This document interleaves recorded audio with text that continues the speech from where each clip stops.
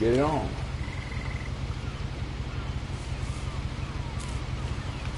A lot of this isn't going to make sense to you, and I'm sorry about that. I'm just going to start at the beginning, with the house.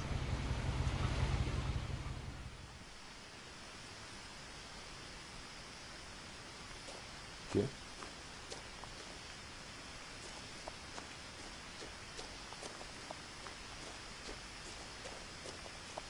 I lived here until I was 11, but I wasn't allowed inside half the rooms. It's one hell of a house.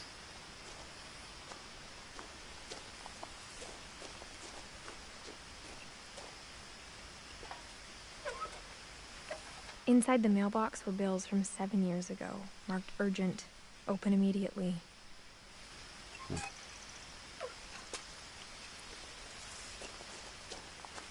I hadn't been back since my brother Lewis's funeral.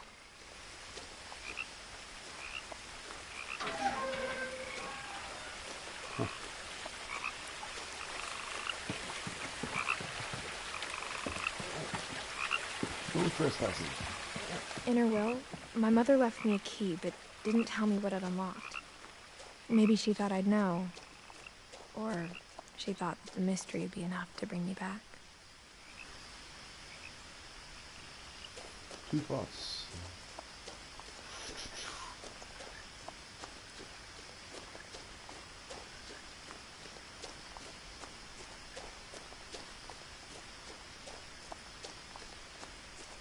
No one had driven this way in a long time, but I saw a few hoof prints.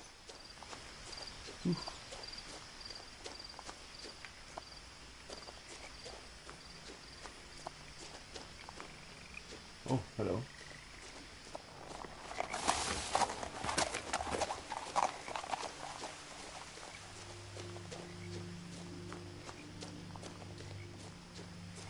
The truth is, even after I inherited the house, I never thought I'd come back to it.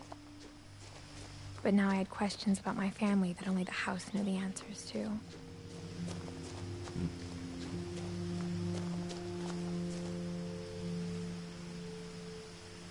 The house was exactly like I remembered it, the way I'd been dreaming about it.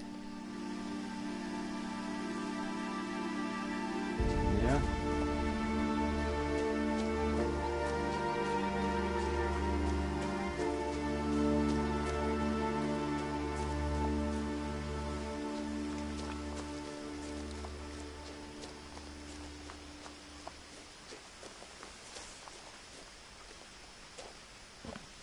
A dragon.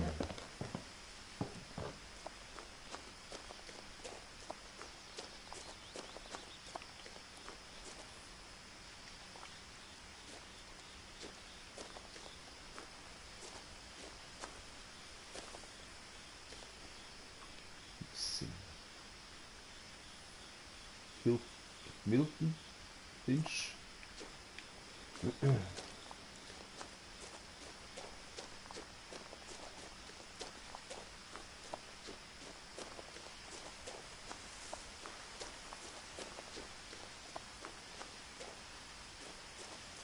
As a child, the house made me uncomfortable in a way I couldn't put into words.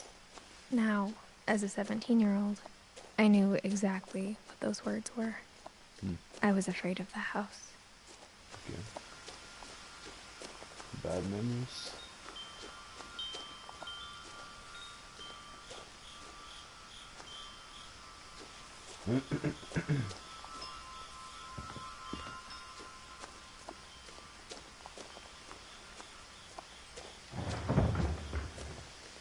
I heard something moving around in the garage. Yeah. Swing button.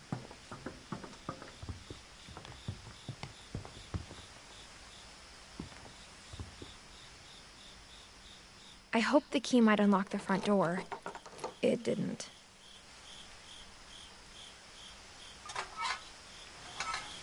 Looking in, I felt like the house itself had been waiting for me.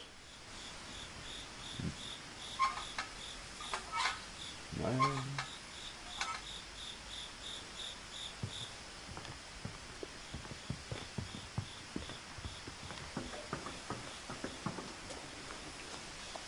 Try the dog door.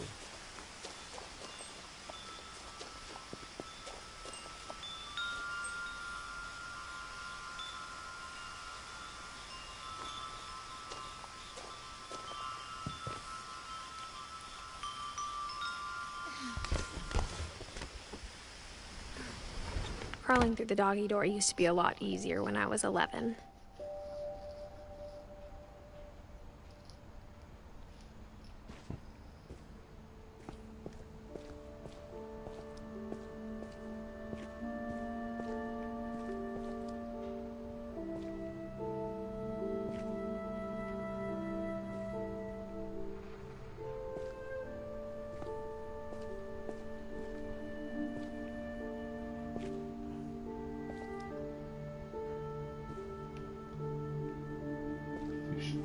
For the first time in years,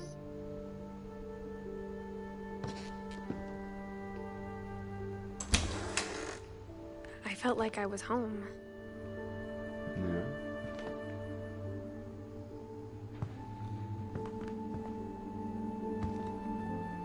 But instead of a family, there were just memories of one.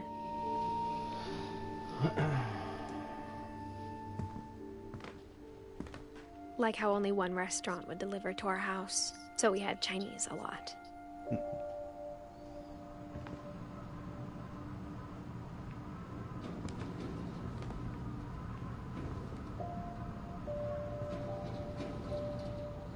The shutter isn't working.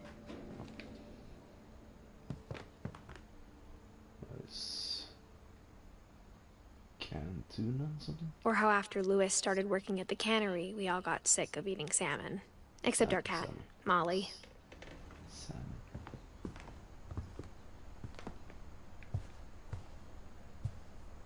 The table was still a wreck from the night we left.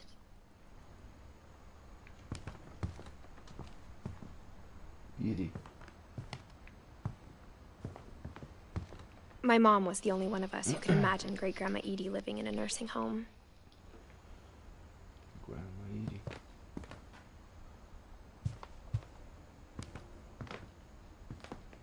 Nothing in the house looked abnormal. There was just too much of it, like a smile with too many teeth.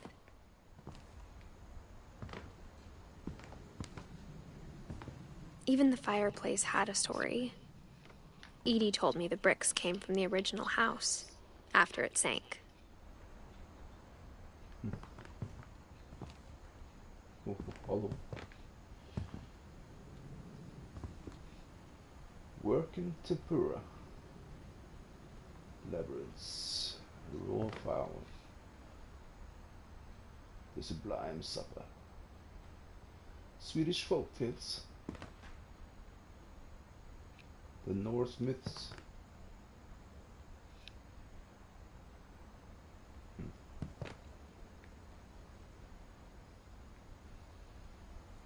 It's a saw.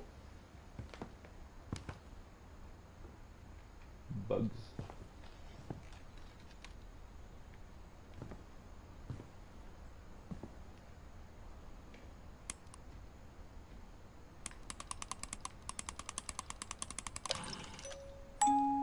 Great-Grandpa Sven built a music box for Barbara, along with the rest of the house. Sven. So, families from Scandinavia.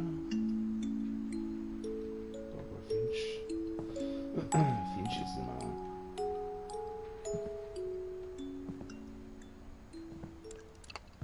Scandinavian name. A lot of things got left behind in the whirlwind of that last night.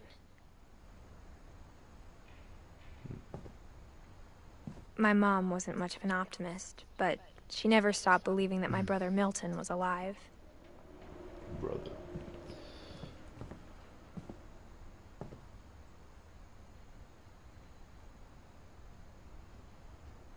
The hell is going on there? Foamed?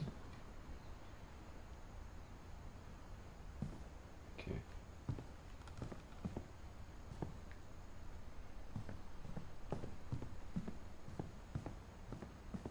Mom always told me to stay out of the basement, so I wasn't too surprised when the key didn't fit.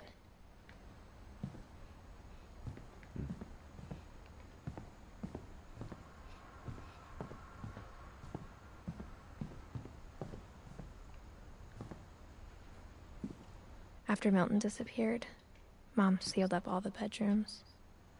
Then Edie retaliated and drilled peepholes.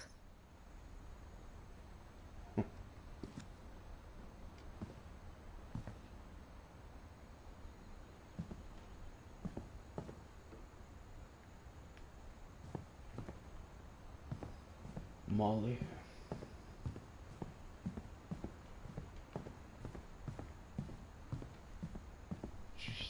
Strange.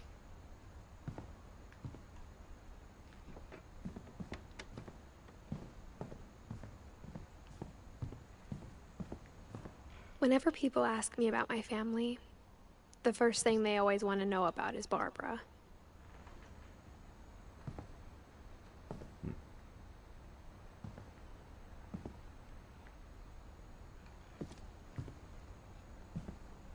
Edie's father, Odin, built the original house.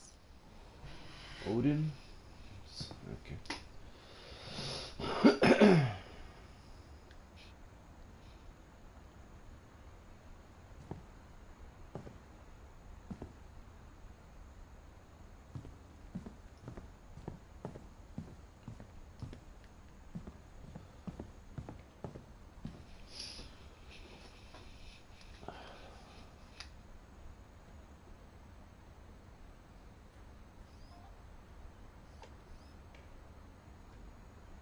Just a minute.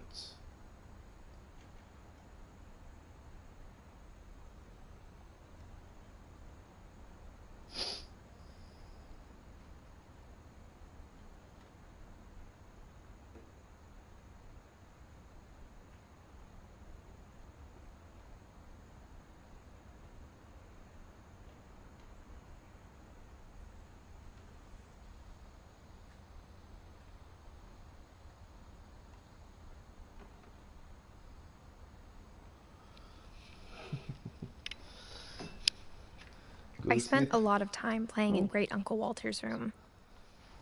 I think my mom sometimes regretted not sealing it up. I spent a lot of time playing Shut up. in Uncle Walter's room. I think my mom sometimes... Yes. Lewis told me there were secret passages, but I never believed him.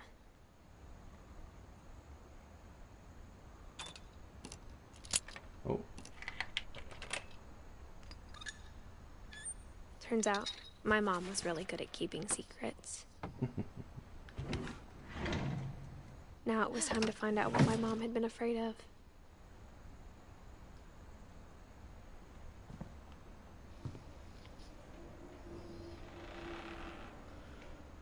What became of Edith Finch or something?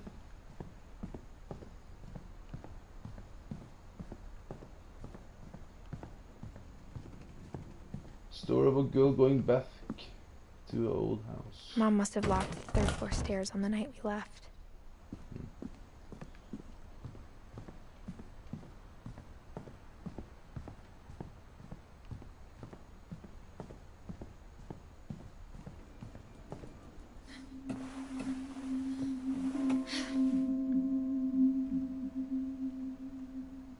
What happened to Edith Finch?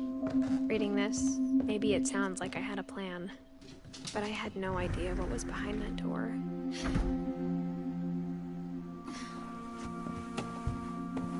Just like I had no idea where all this was gonna lead.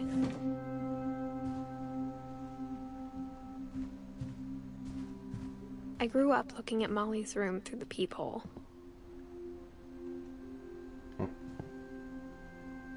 Molly's gerbil had a tiny bedroom with its own even tinier gerbil cage.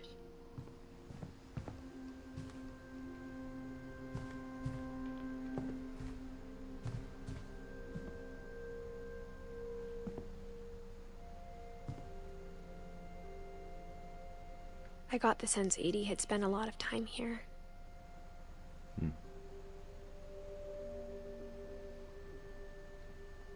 December 1947. Before my mom sealed the doors.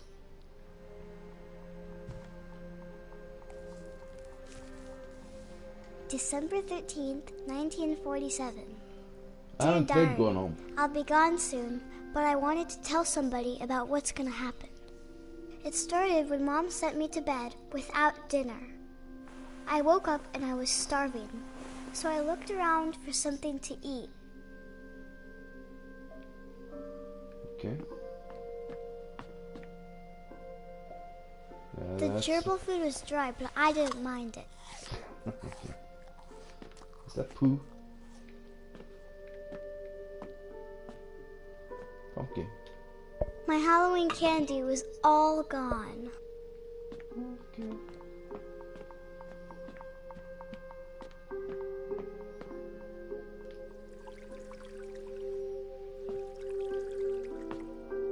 I thought about eating Christopher, but I held back.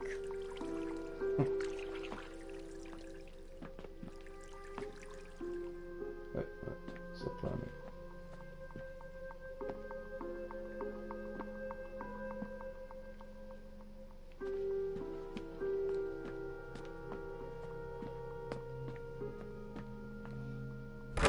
Mom, can I come out now? Sweetheart, it's late. Go to sleep. Just keep locking the kids in the rooms.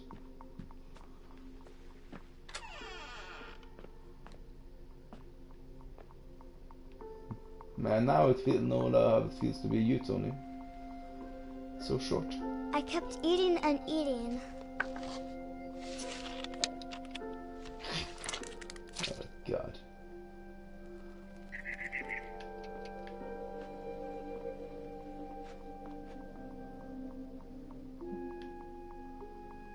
I ate a lot of things that night.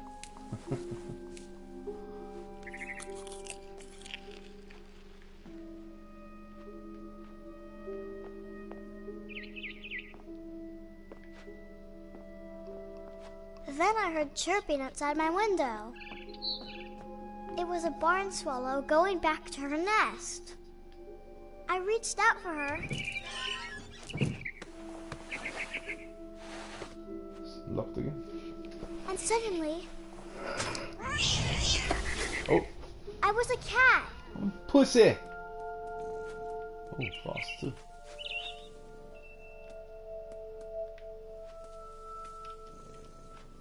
I can't move anywhere.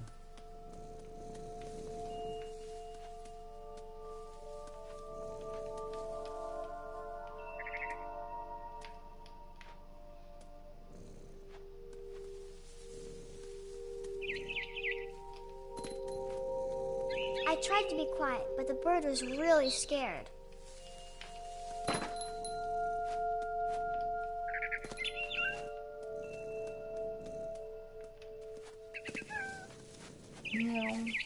Mom and Dad didn't even look at me.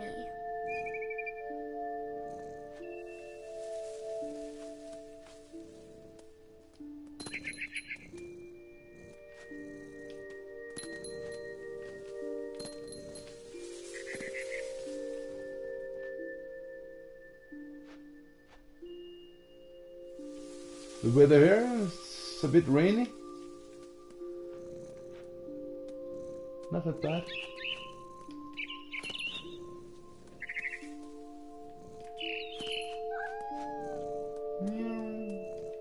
I jumped and I almost got her.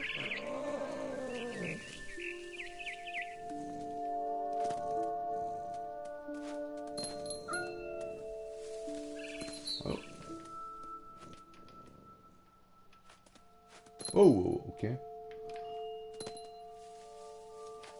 I could tell she was getting really tired.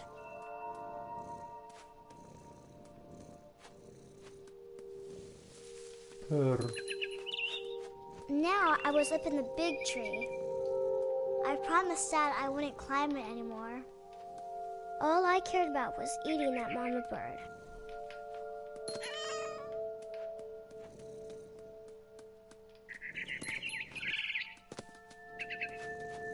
I gobbled her up.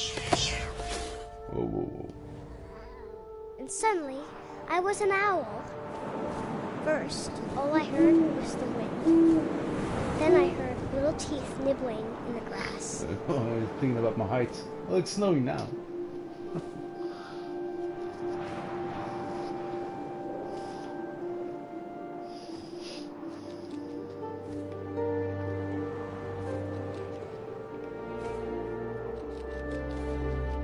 Rabbits.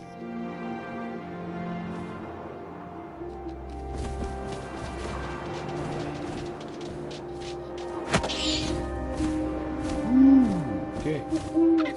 I imagined his face looking up and seeing mine through my talons. Fucking hell.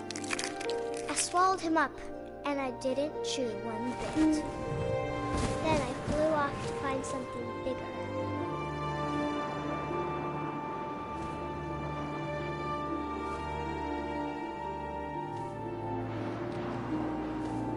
A mama rabbit.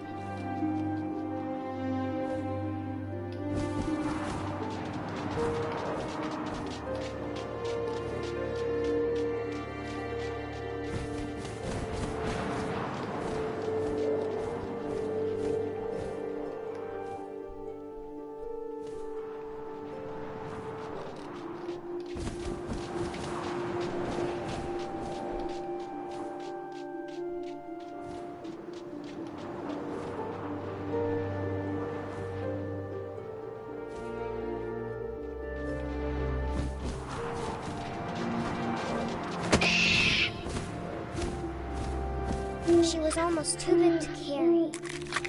I started choking, but I couldn't stop eating. And suddenly, I was a shark. What?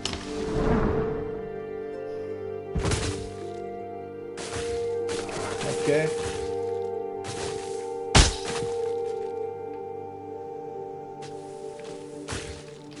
Okay.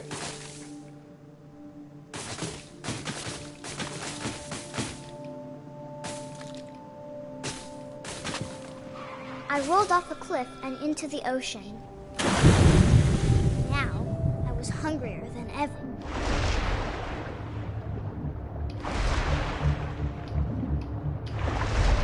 I wanted fat, juicy seals.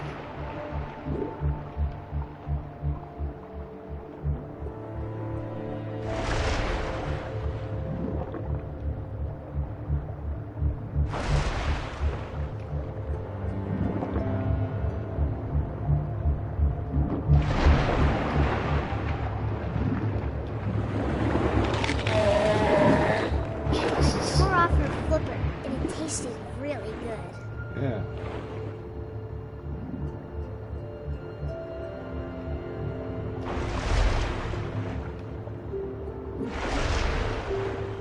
Wow. Poor guy's bleeding. Loop de loop.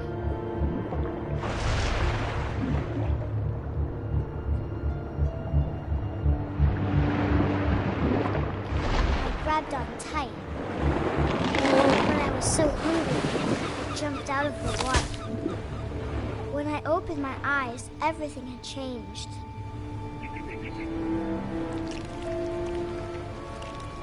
What, an eel now? Snake?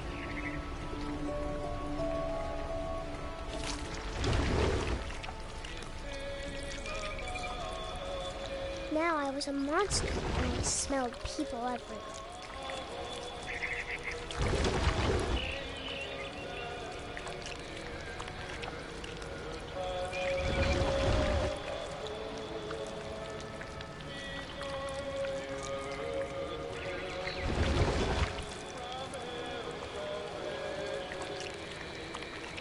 I was big, but I moved real quiet.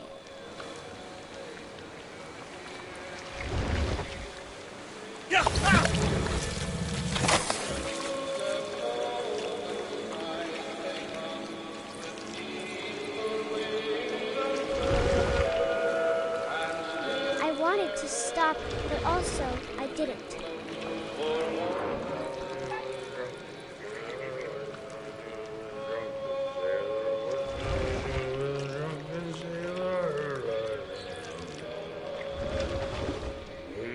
Belly was rusty, his belly was rusty, his belly was rusty razor.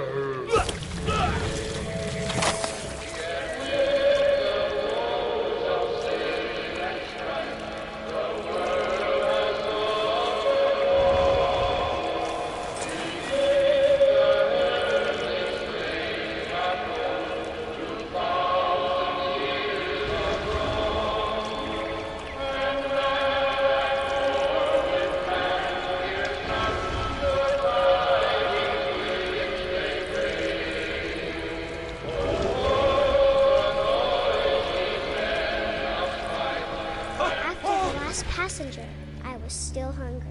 And across the water, I smelled something new. Something I had to have, so I swam towards it.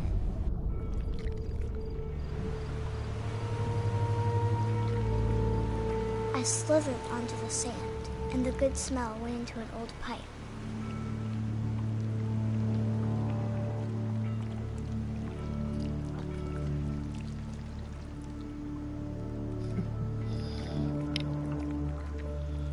It's a bit strange. Toilet.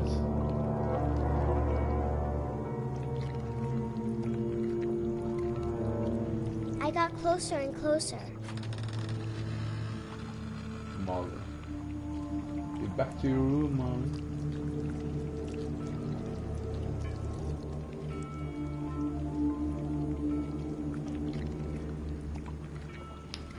All of my stomach started growling. And suddenly, I was me again. I held my breath for a long time, but I couldn't hear anything. I think it's waiting for me to fall asleep. But it's not going to wait much longer. It needs to be, and we both know I will be delicious.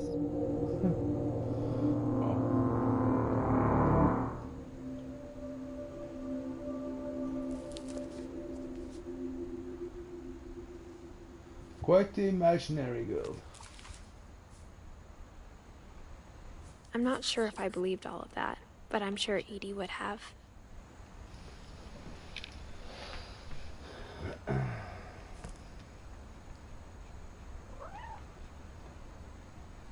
Yeah, pussy.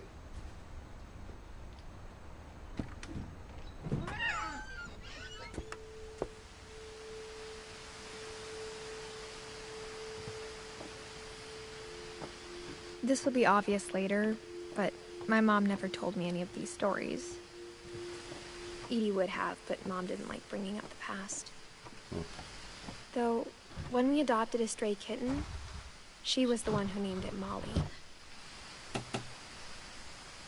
I spent a lot of time in Great-Grandma Edie's room.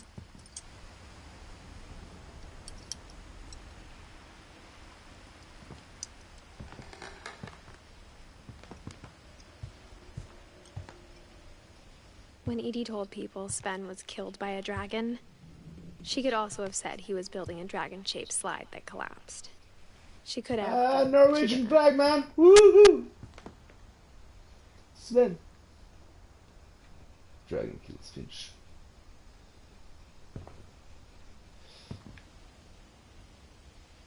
Edie won't go. One summer, they evacuated the island, but Edie refused to go. For a few weeks, she was a celebrity.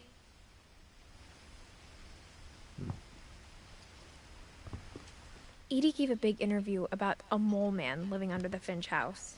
My mom was furious. I hadn't thought of myself as Edith Jr. for a long, long time. My friend Bigfoot.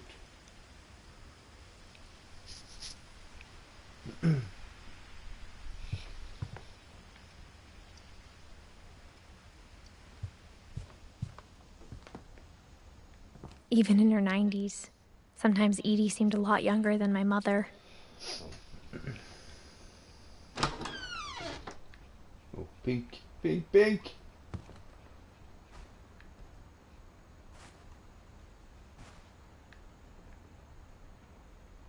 The only trace Grandpa Sam's first wife, Kay, left on the house was the pink bathroom.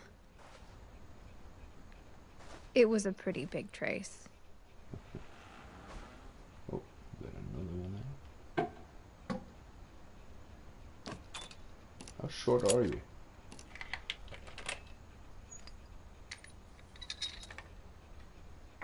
There's a secret in this bathroom. It's in the last place you would look. It isn't in the cupboard. It's hidden in this book.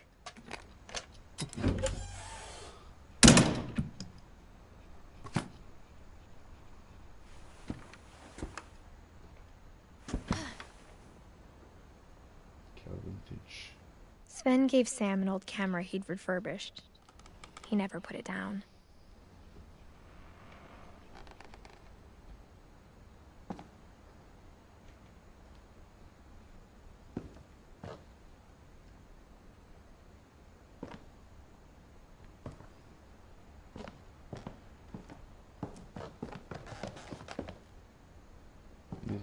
From the paintings on the wall, it was clear my brother Milton had been here before me.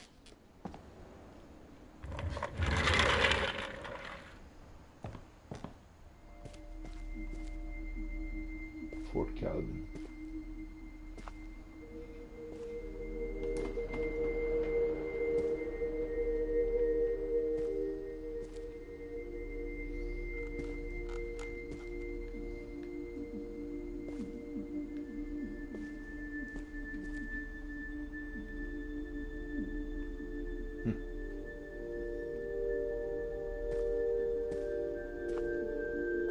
I knew Grandpa Sam had a twin, and that he never talked about him. Command center.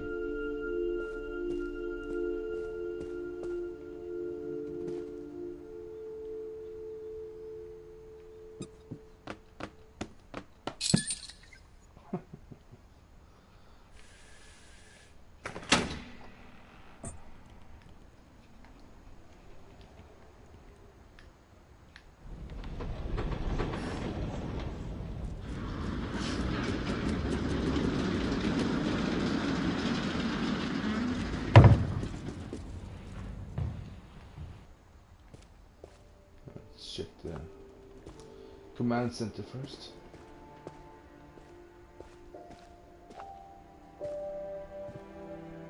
I guess my grandpa didn't like history any more than my mom did.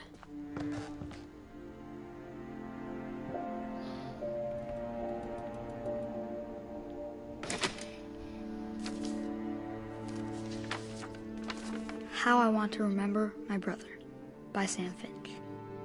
The thing I remember is that when he made up his mind, that was it. My brother said he'd die before he ate another mushroom, and he did.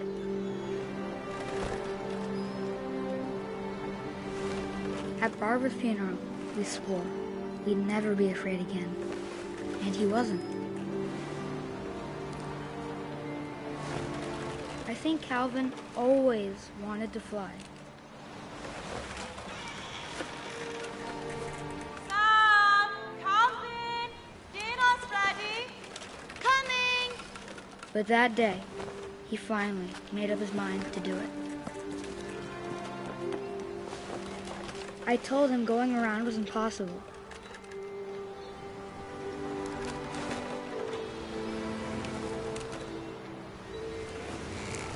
Maybe if I hadn't said that.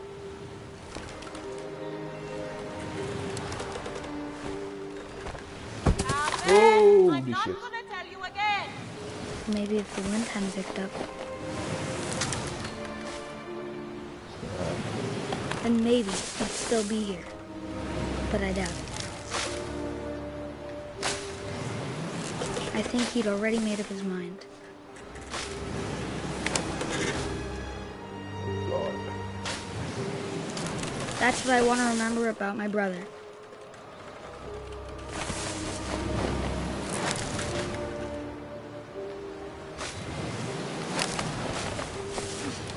Oh, fuck.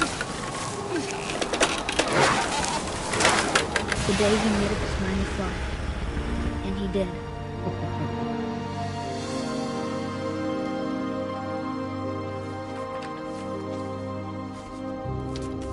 Spaceman. Calvin's story felt strangely familiar. When I was younger, I remember trying to do the exact same thing.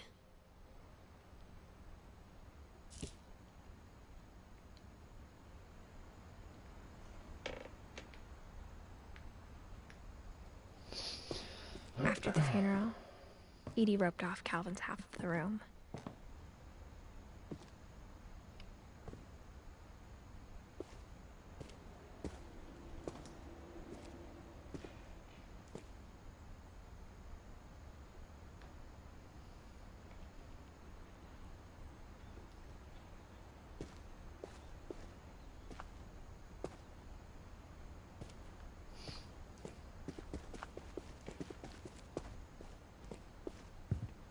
The passages were a pretty tight fit. They'd obviously been built for smaller hands and bellies.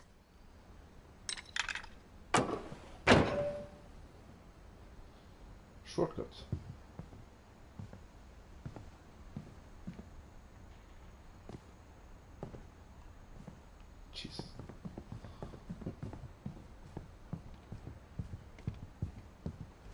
Milton. The boy who went missing. Growing up, I always thought of Barbara as a child star.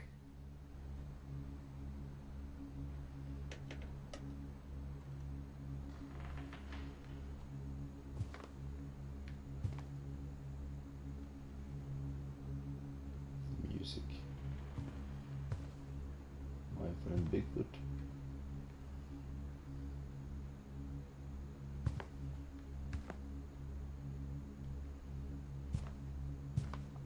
I never thought about how hard it must have been for her afterwards.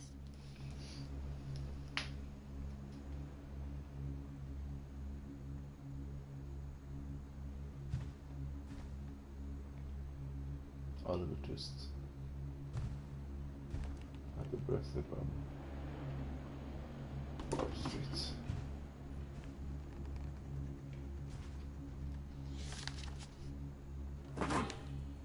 Of all the stories people wrote about Barbara's death, I'm surprised Edie saved this one. Okay. Old Jack here with another ghastly tale inspired by America's most unfortunate family. I'm calling it The Surprise Ending of Barbara Finch. As a child star, Barbara was famous for her scream. Now at 16, she was all washed up, a has-been. But in a lucky break, she'd been asked to perform her signature scream at a local convention for monster movie fans. It was just the boost her career needed. Unfortunately, her scream hadn't aged well. Getting better. I think you just need the right motivation. Her biggest fan and current boyfriend, Rick, was about to demonstrate when... Now that was a great scream. It was Barbara's father, Sven. He'd slipped into a table saw and had to be rushed to the emergency room. So Barbara got stuck babysitting her youngest brother, Walter. Her convention comeback was cancelled. Okay, I'm hearing frustration, but I'm not hearing terror. What if I tried... A gang of hoodlums in Halloween masks have been terrorizing Orcas Island tonight. Police are urging residents to... That came from the basement. You're right! Also, I loved your delivery on that. Why is your basement door locked? Because my dad likes making puzzles and secret passages. There's a key hidden in the music box. Okay. The secret is to keep winding and winding until finally the key pops out. Thanks, babe. I'll be back in a sec. 20 minutes later, Rick hadn't returned.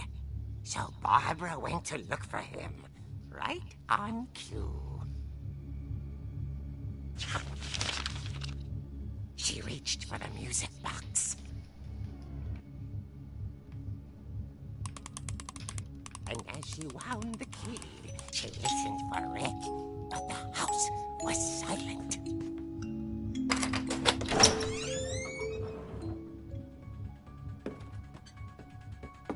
Oh, this is cool, you know. She found Rick's crutch and imagined the worst.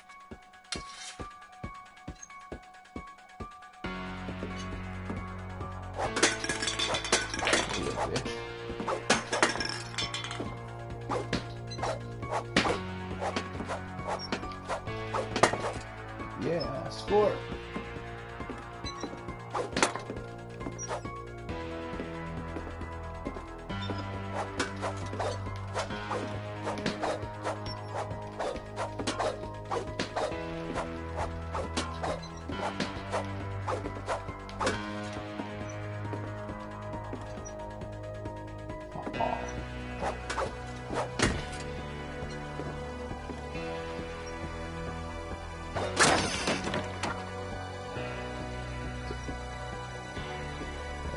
The gang's leader is the infamous infamous Hookman killer, Dr. Carl Hamill, who impaled and then ate his family 10 years ago tonight.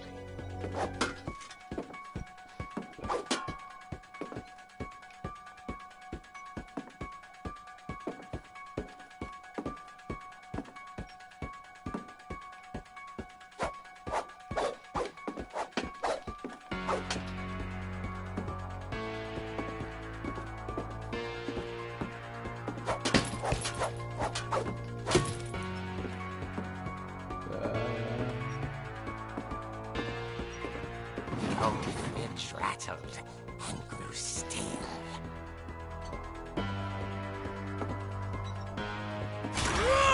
Oh dear! Oh, God. Rick? Barb, relax. I was just trying to scare you to help you find your scream. Well, I'm not scared, Rick. I'm furious. Then act furious.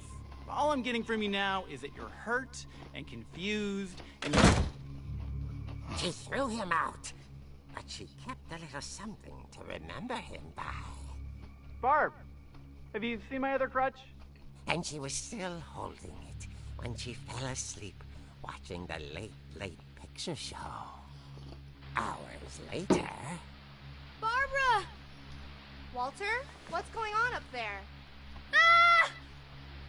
Okay, I'm coming up, but if this is a trick, you're dead, Walter.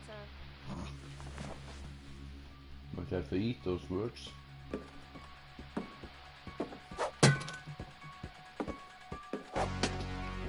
Gotta hit it all.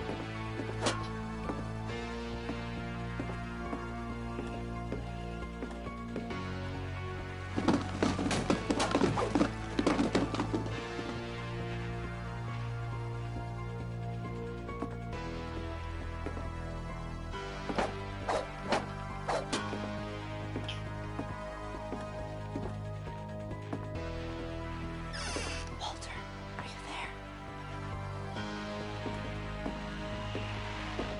Walter had vanished, but his bedside radio was still on. Orcas Island police describe the man as 6 feet tall, with a steel hook for a hand. Residents are urged to lock all doors and windows and notify the police of any suspicious activity. Barbara turned, saw the hook man, and was speechless. He was quite smashing. And when he was, he couldn't get enough of Barbara. Okay, Barbara, there's gotta be another way out of here.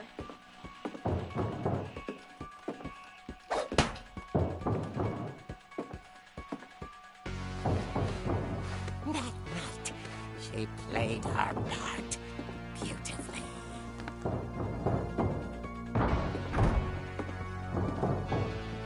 All is true.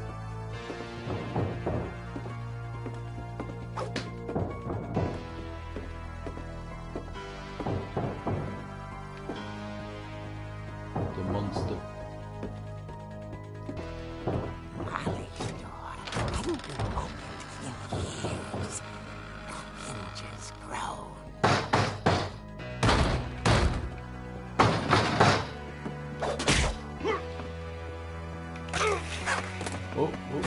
Oh!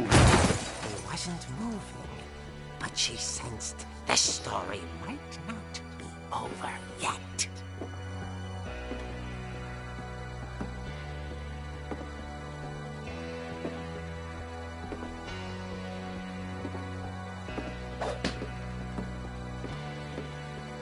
It's gone. The hookman had vanished. She listened for his breathing, but all she heard was...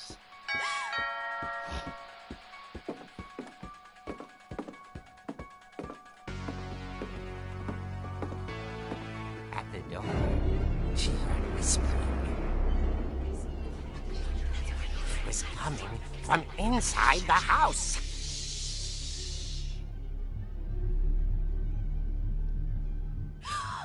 Oh dear.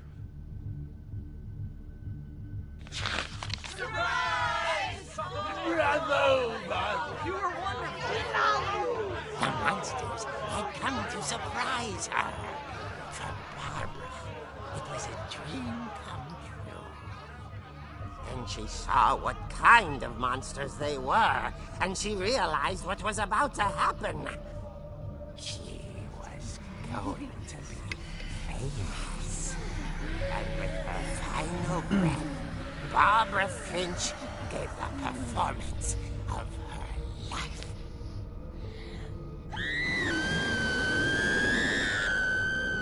I wasn't there myself, but I hear Barbara was magnificent. Poor girl. She had a taste for stardom.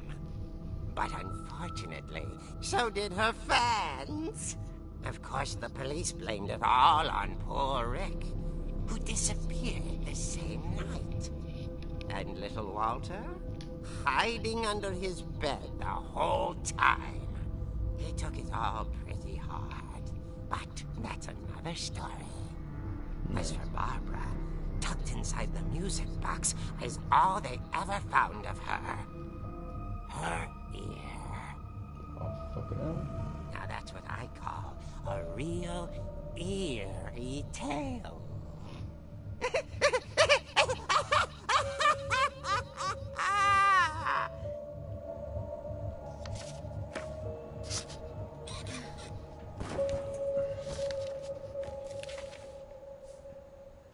Edie told me all Barbara wanted was to be remembered, as absurd as that comic was.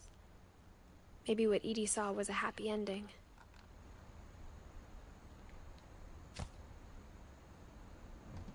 Barbara. 16 years.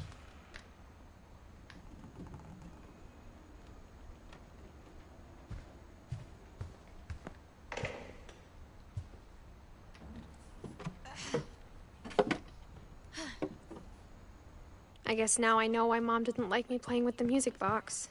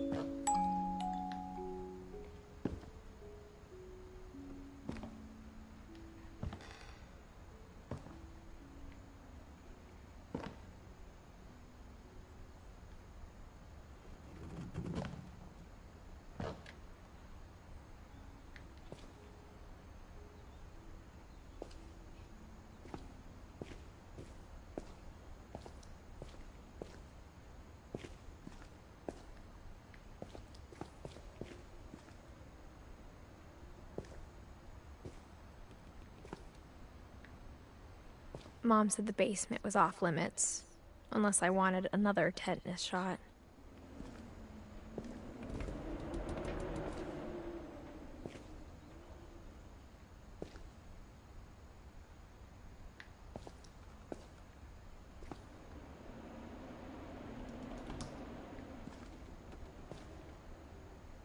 Snuggler. Snug tight. I saw Edie sneak down to the basement once, carrying packages.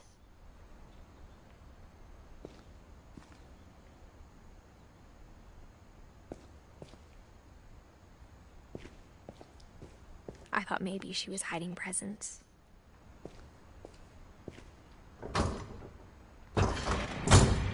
It turned out she was hiding a lot more than that.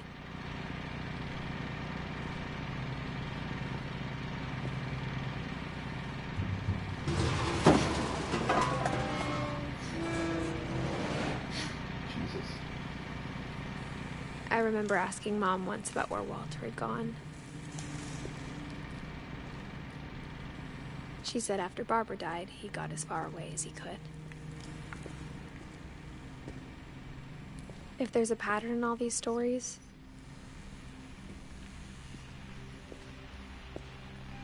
I think it's that none of us has gotten very far.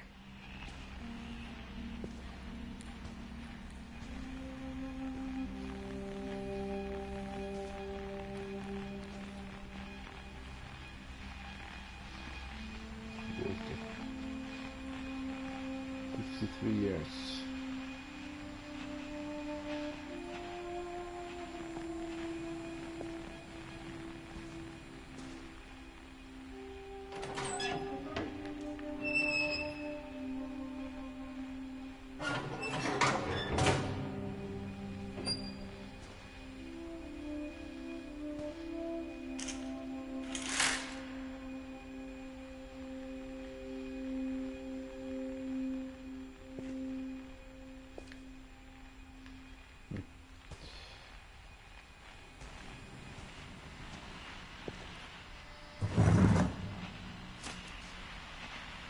Goodbye, everyone. I can't believe I've been down here for 30 years. Jesus. On that first day, after the shaking started, I didn't think I'd survive a week.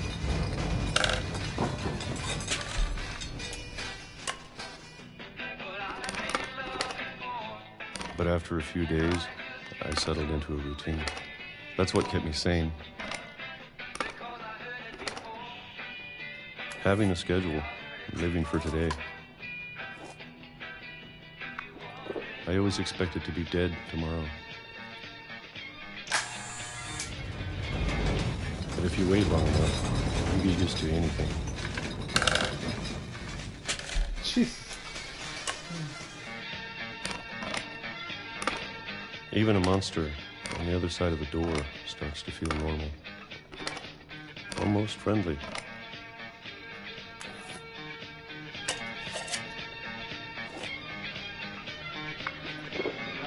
And then one day, everything just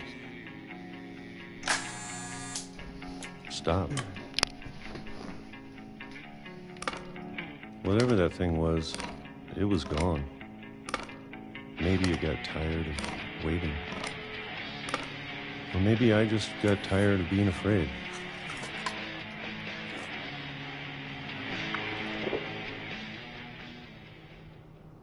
It's been a week now, the longest in 30 years. I'm done waiting. I have to leave while I still can.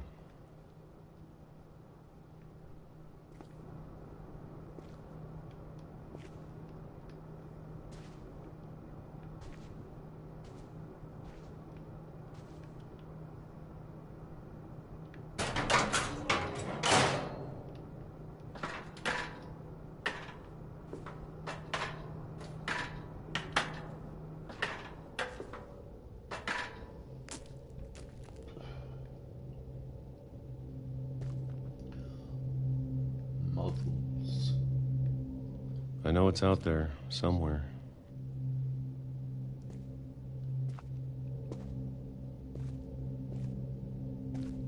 Whatever killed Barbara and Molly and Calvin. Maybe this is all a mistake. But I need to stop living the same day, even if it kills me.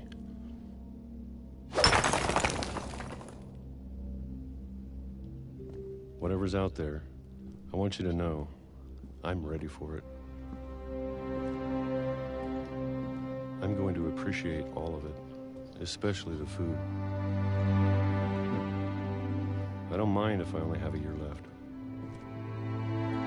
or a month, or a single week. I'd be happy with one new day. I can already imagine the sun on my face.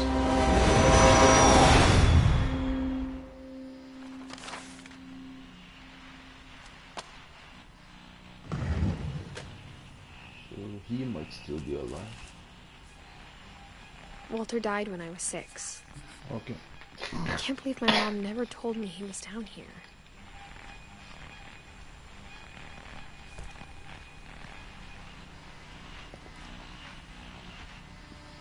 I'm sure my mom was trying to protect me.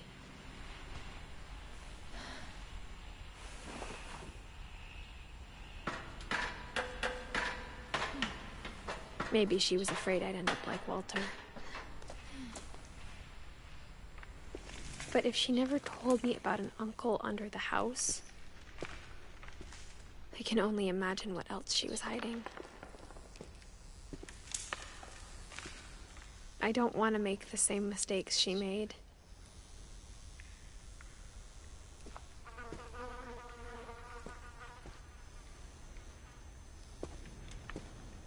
Trying to bury something that's still alive.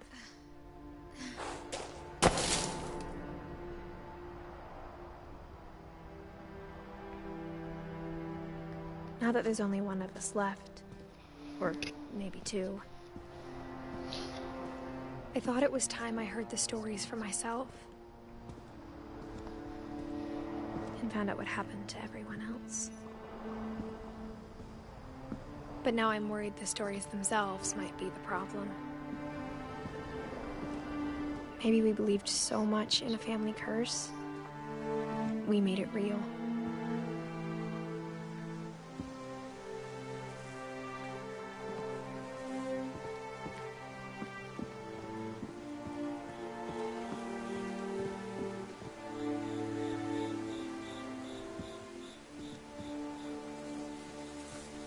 I don't know if I should even be writing this.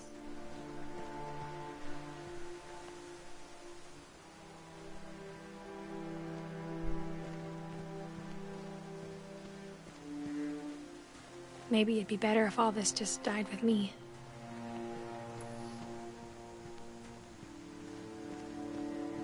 But I thought you should know about your family.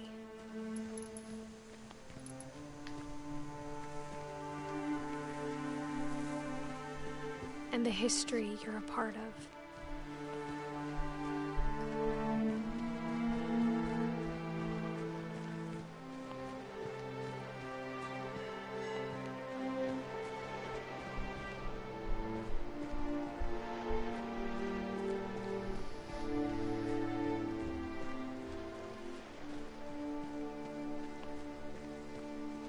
Though to be honest, I feel as lost as you probably do right now.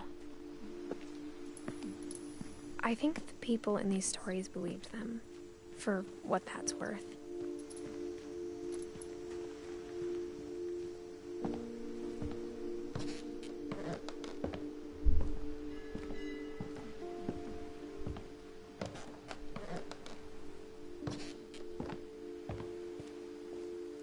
And when you look at the house, that history of imagination and stubbornness and madness, any of it seems possible.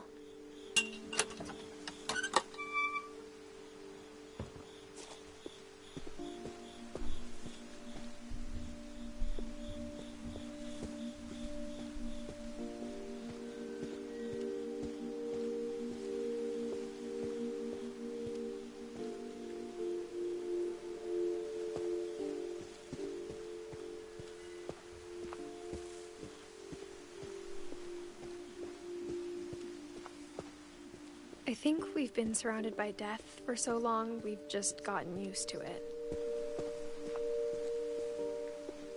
What kind of family finishes building a cemetery before starting the house? Yeah.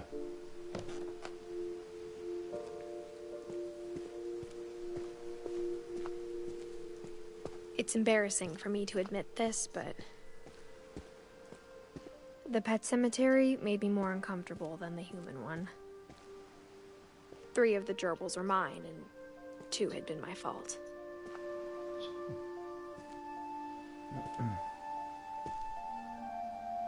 Surpy, lurpy, furpy, chirpy, burpy, derpy, derpy, junior.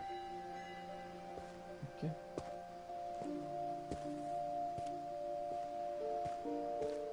Sven built the house, but it was Edie who designed the cemetery.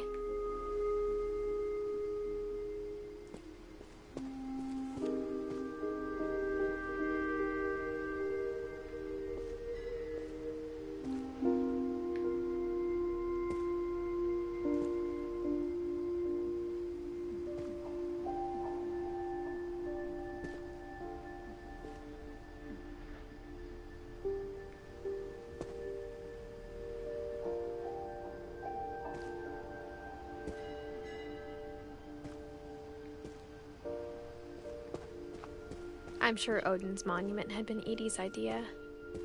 My mom was always trying to move on, but for Edie, the past never went away.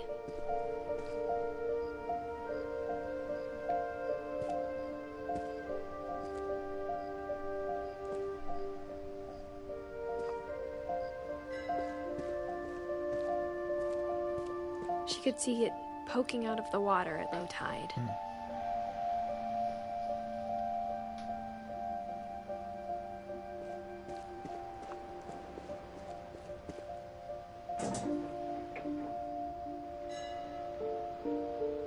Edie said she dreamed about the old house every night.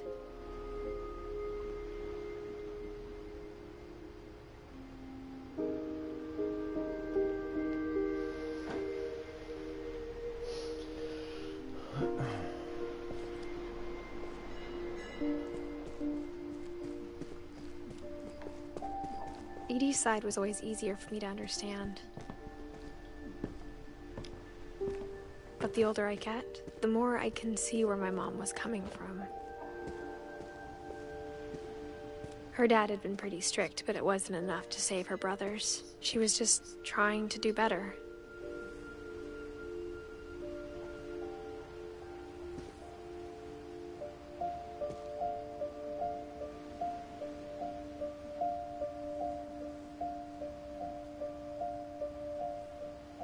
Nearly 2 years.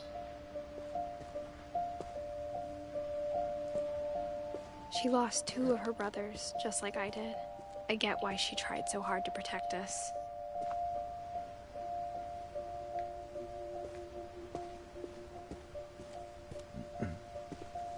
There's so many things I wish I could ask my mom now.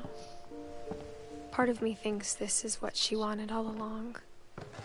For me to come back someday and find everything out for myself.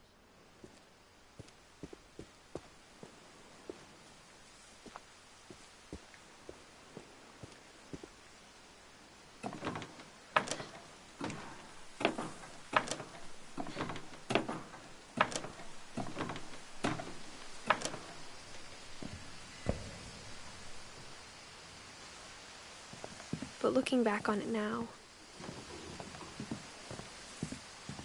if she told me there was going to be so much climbing,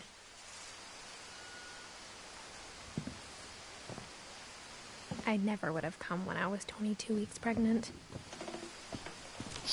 Okay. What?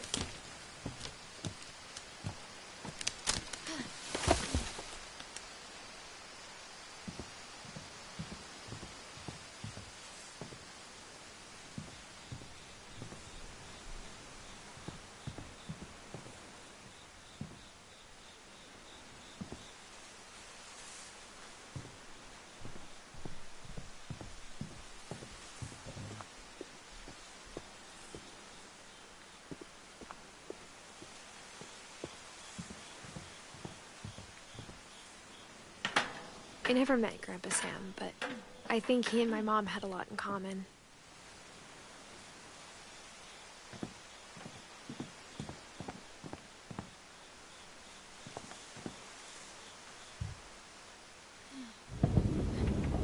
They were both pretty intense.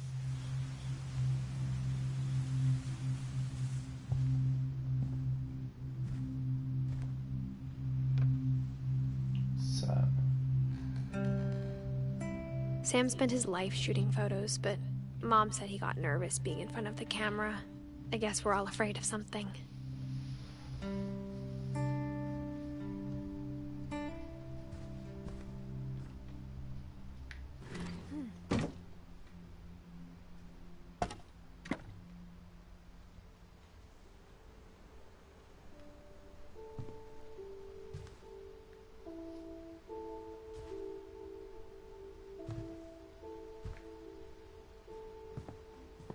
Instead of hiding from death, Sam seemed to go out of his way to meet it.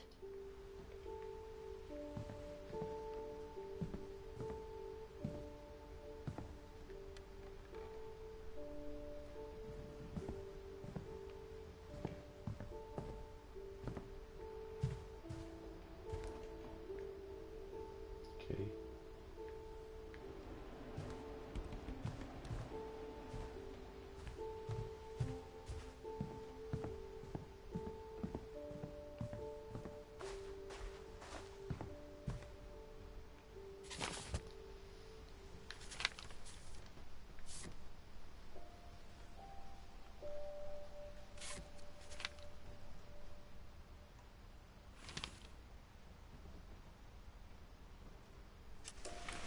Dawn, I promise, you'll never forget this weekend. Yes, sir. These memories are gonna last a lifetime. Hmm? Am I gonna have to shoot anything? It's a hunting trip, Dawn. Perfect. It's gonna rain the whole weekend, isn't it?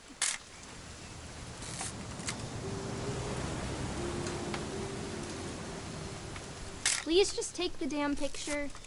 Hey, language. I will never forget this weekend, Dad. That's okay, got it. I'm gonna take some pictures, okay? Just be careful. That camera's older than you are.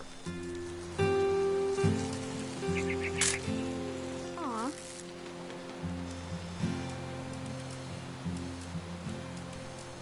You're right, Dad. It's starting to clear up. Still freezing, though.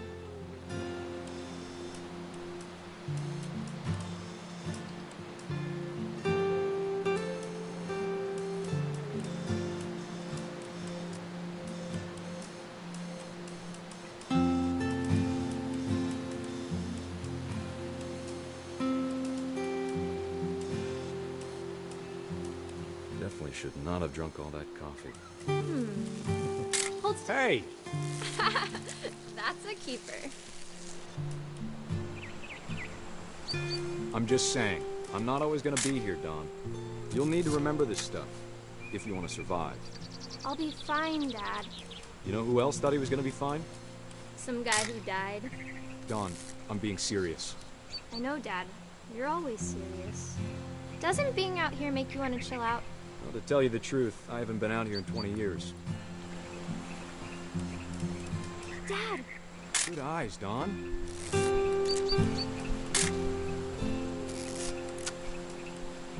Before you take the shot, let me get a picture of you.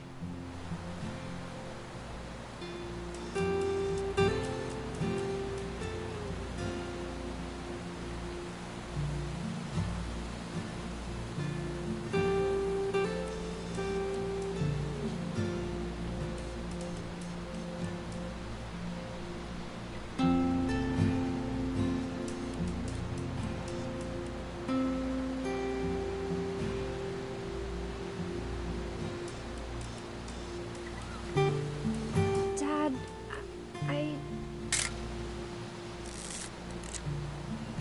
Let me get behind you. do I have to do this? Dawn, you don't have to do anything. But if you want to survive... Great shot, Dawn!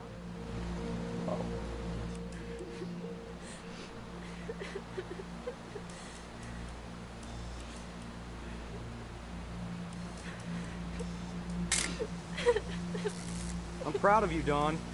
Always remember that, okay?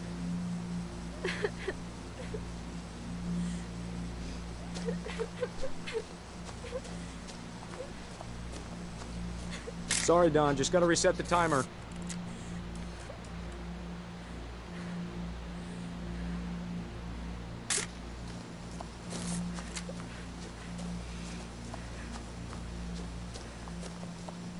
Dad, it's twitching. I think That's it's totally normal, Dawn. Just focus on the camera. Try not to think about... Dad! Oh!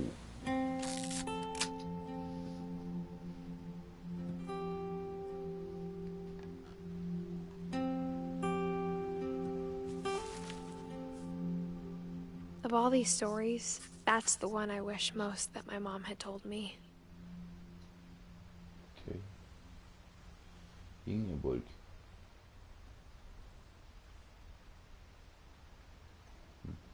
Så. Sanjay.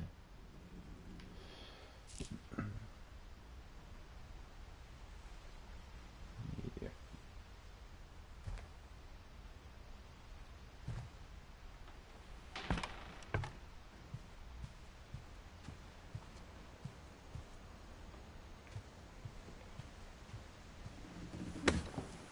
After Sam died, my mom and Edie got really close. They'd both lost a lot.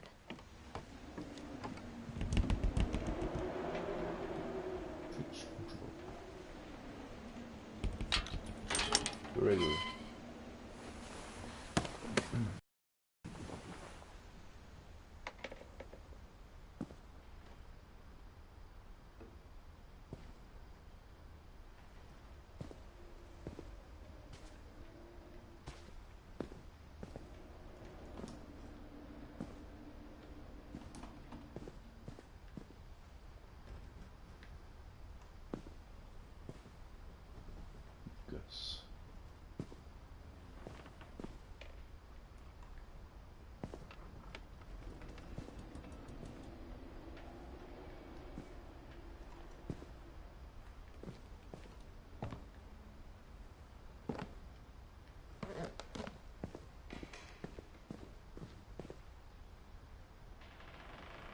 I can't imagine my mom ever writing poetry, and yet...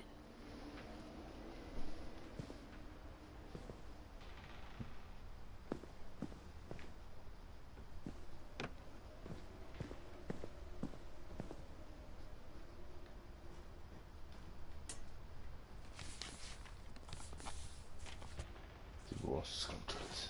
Kay and Sam Finch. Dear Kay, do you remember the way Gregory used to laugh when he thought he was alone? Like something funny was happening, but only he could see it.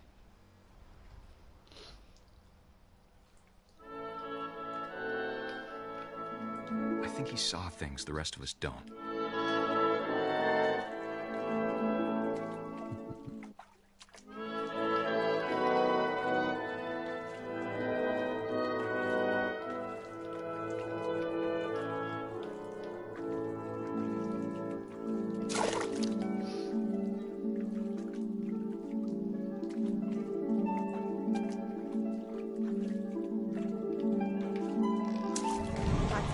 Gregory, it's time to... Hold on, sweetie. Hello? Sam, I told you I don't want to talk right now. I wonder what he saw. What his world was like.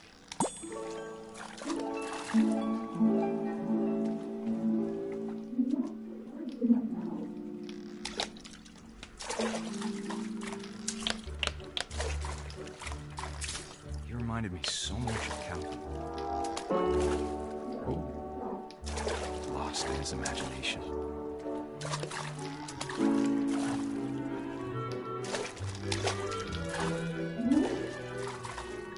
Whatever it was, he saw.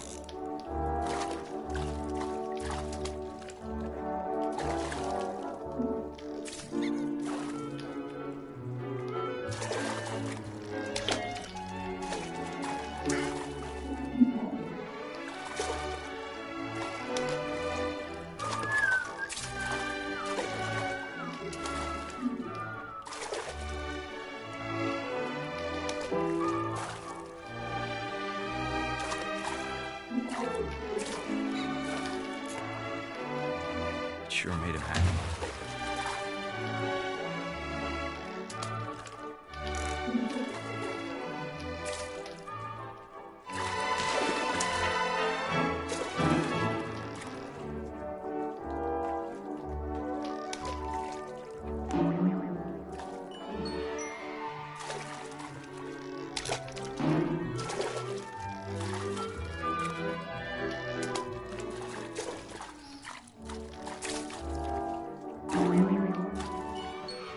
Silly it sounds.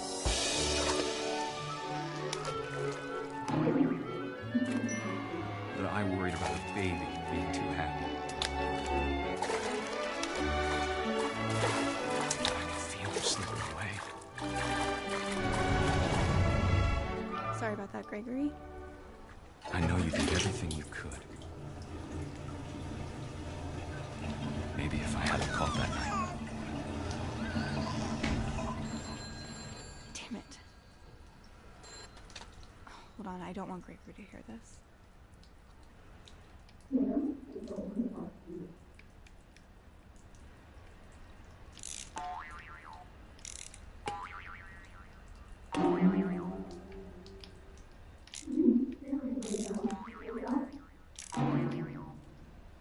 I wish he could have told us about the world he saw.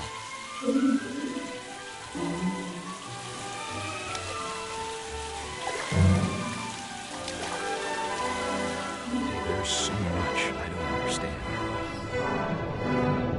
about Gregory, about everything.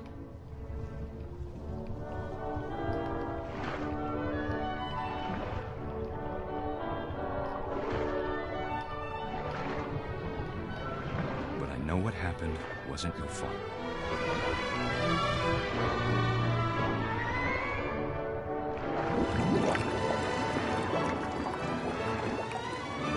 I'm sure he's happy. And he'd want you to be happy. Good luck, Kay. Love, Sam.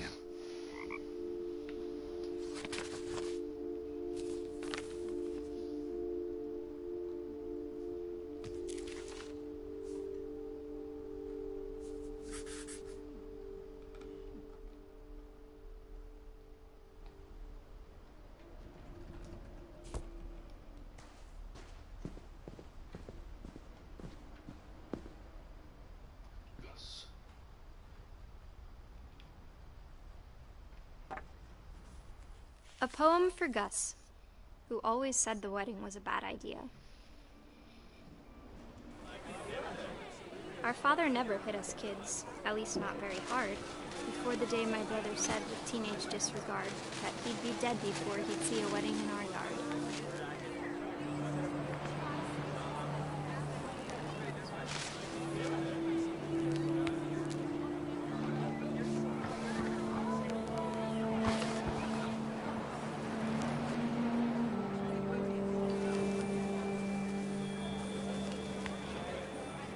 My father made him come, of course, but Gus stood far apart, just flew his kite and bottled up the storm inside his heart.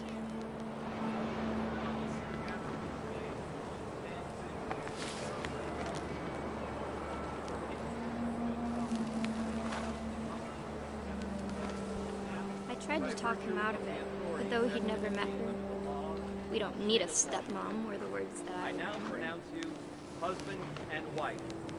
You may kiss the bride.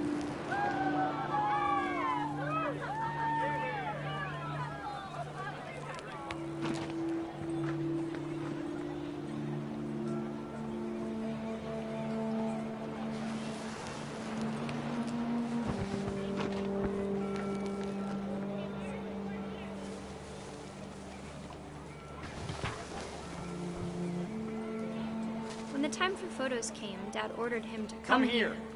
But Gus declined, and as a sign held up his middle finger.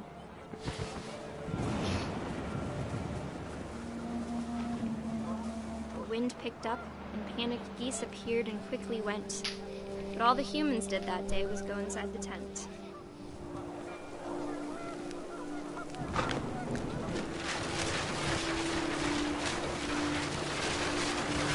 The rain came down in buckets then, but no one seemed afraid that nature might destroy the tent our dad had crudely made.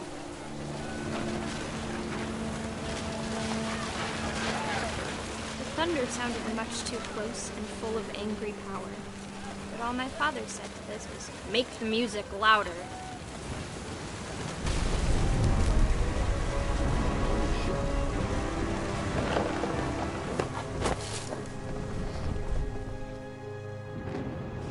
I wish that I could truly say I thought about you on that day.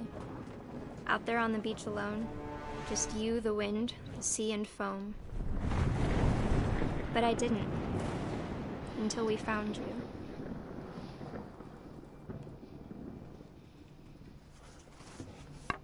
13 years. She never talked about him, but Mom told me once if I was a boy, they were going to name me Gus.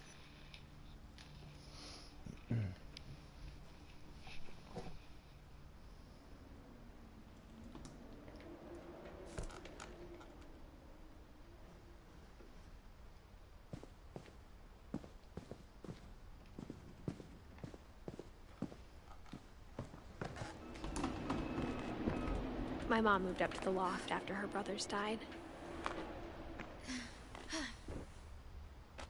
At the time, it was as far away as she could get.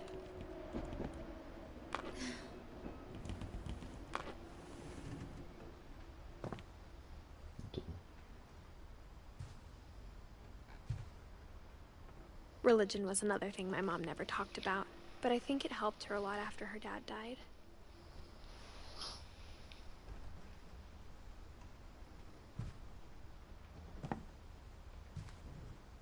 My mom moved to India a week after graduation and got a job teaching English.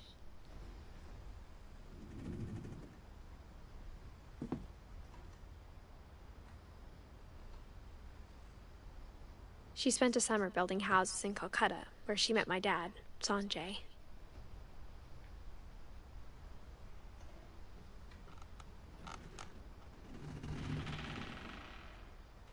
Louis was born a year later.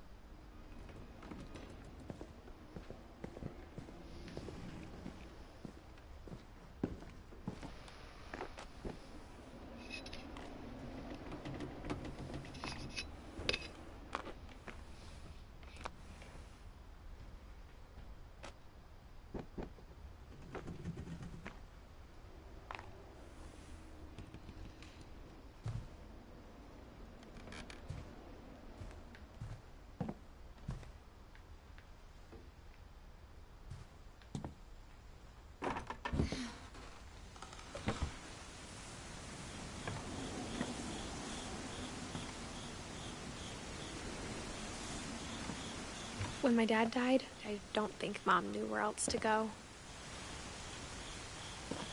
I'm sure Edie was happy to have her back. And to see kids in the house again.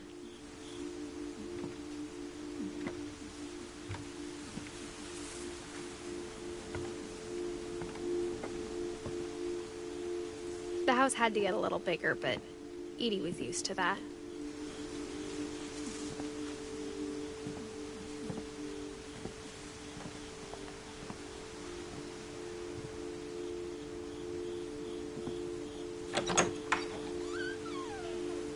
And for a while, things were good. Almost normal.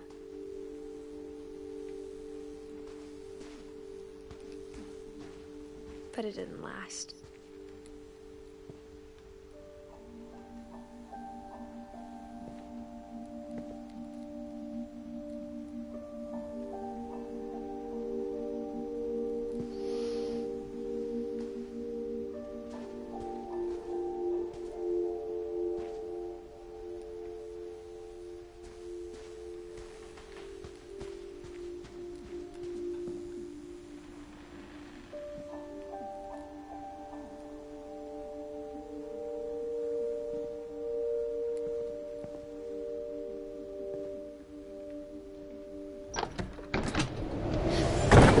The beginning of the end was Milton's 10th birthday, when Edie gave him a castle.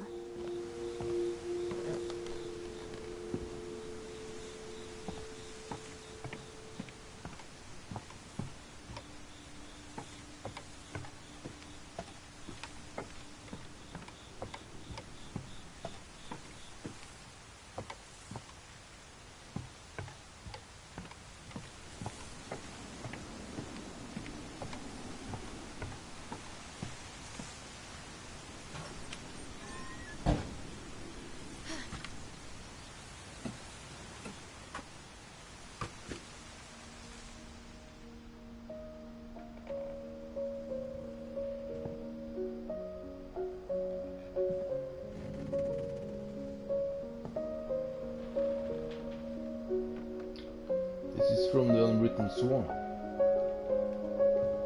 That's cool.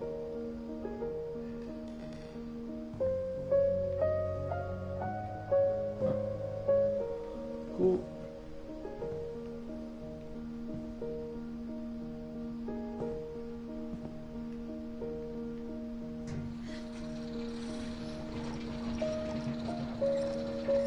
So's the music, I think.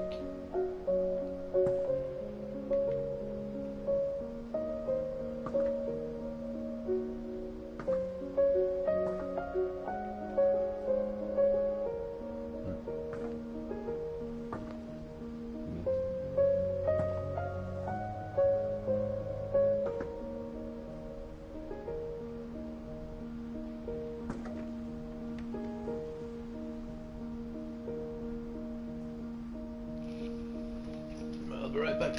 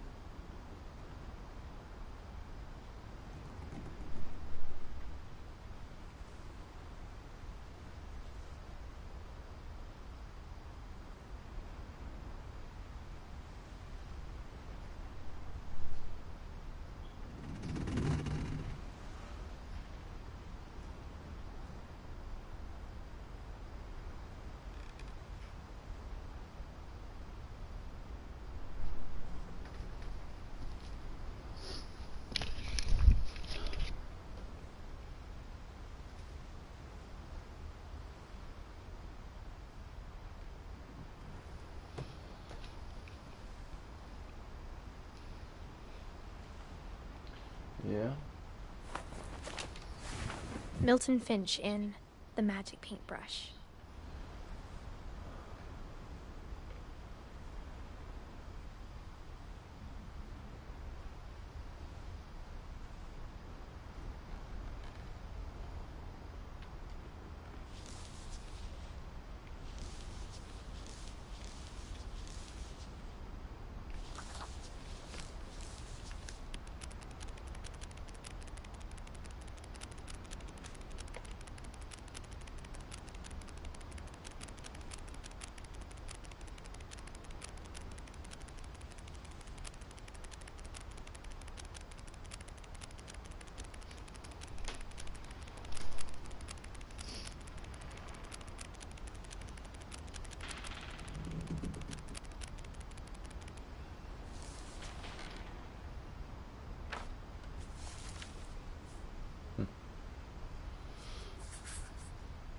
I was 4 when Milton disappeared. Guess he went to unfinished to finish the swan. I guess.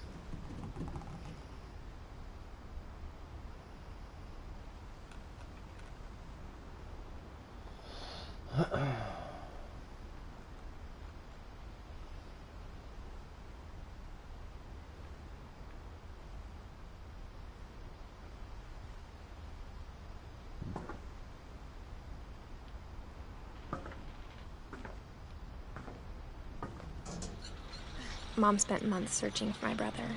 Then she sealed the doors. Yeah.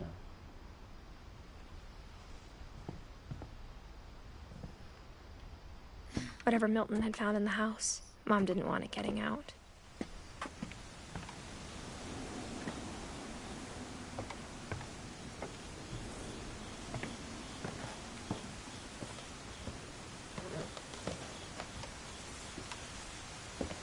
Mom definitely blamed Edie, but I think Louis blamed himself. After he graduated, he just spent more and more time in his room, until Mom got him a job at the cannery.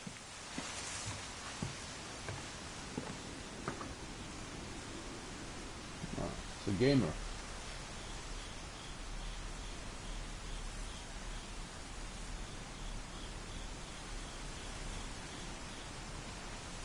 Oh, there's the swan.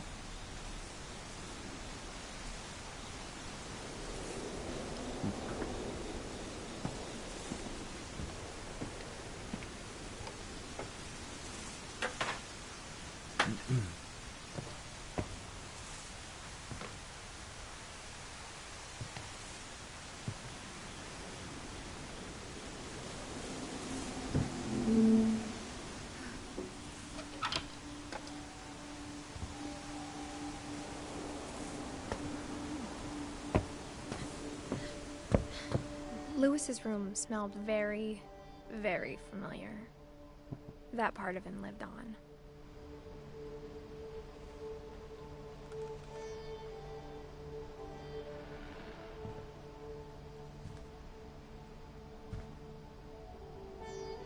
Wonderland. Turbo. Louis and I spent a lot of time playing games together, but he was surprisingly bad at them. He died a lot.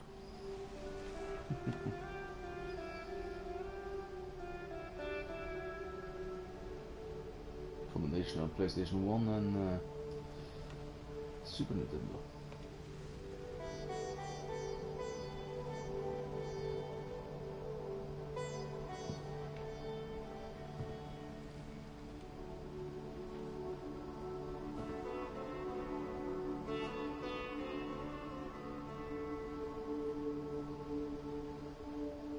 I doubt that they had the internet here.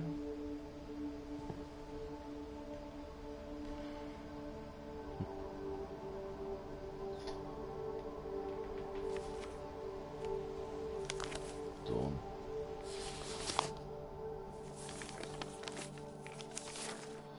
Dear Mrs. Finch, as Louis's psychiatrist, I can understand your desire for an explanation. As I see it, the trouble began in January, shortly after we convinced your son to seek treatment for substance abuse. Newly sober, I believe Lewis first noticed the monotony of his daily life.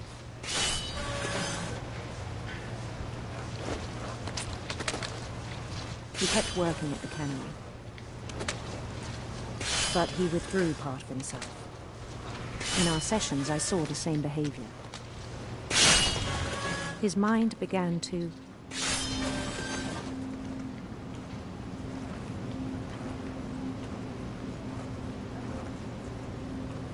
wander.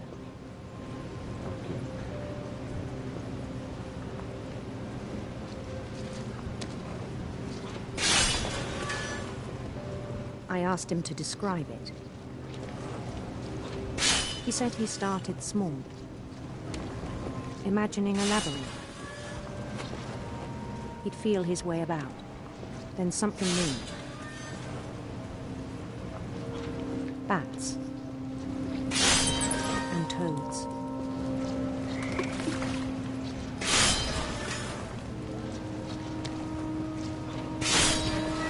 And things that have not names. He knew it was all in his head.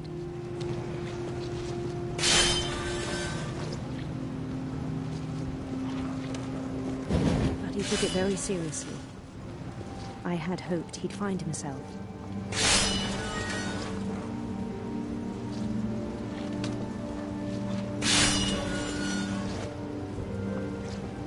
But he found something more. I worried about him then. Daydreaming at the cannery. I spoke with his boss. But he said Lewis had become a model employee. Methodical, tireless, focused. Like a whole new Lewis. So I let him go on.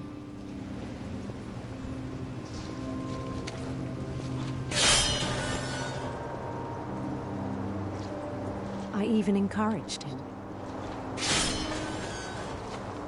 It seemed very promising at first.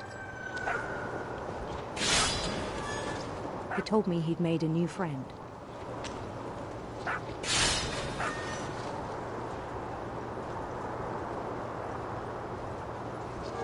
On the edge of a city he named Lewis Topi.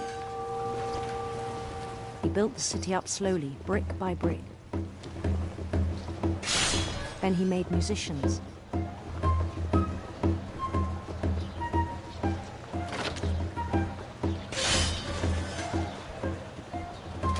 And songs for them to play.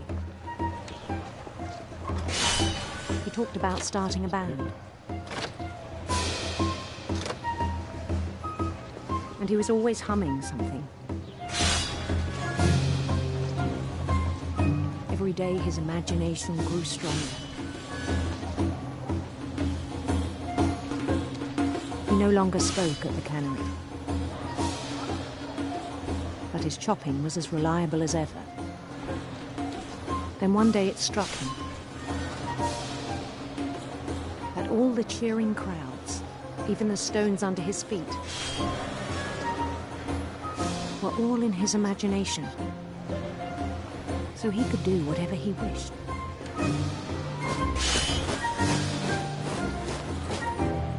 He held an election for mayor. And he won. They begged him to stay, but his mind was already wandering. It became a game for him.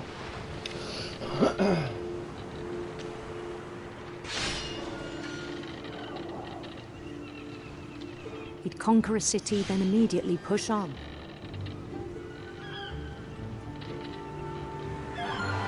New Louisville.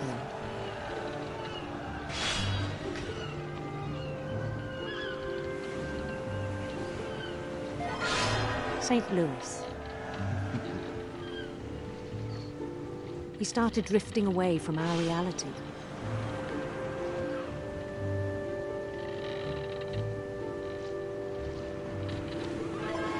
Minneapolis, until one day he forgot to go home from the cannery. Even as his mother pleaded with him, part of Lewis kept sailing on.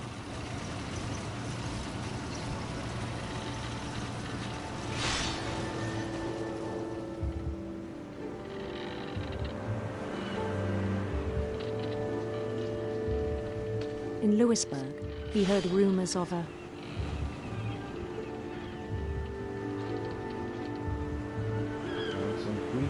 handsome queen.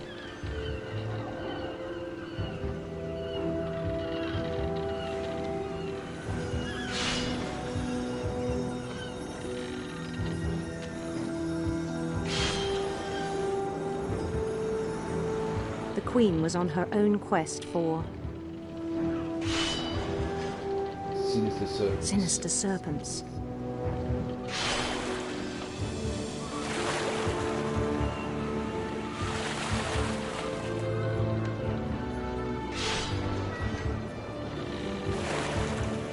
He followed the sound of her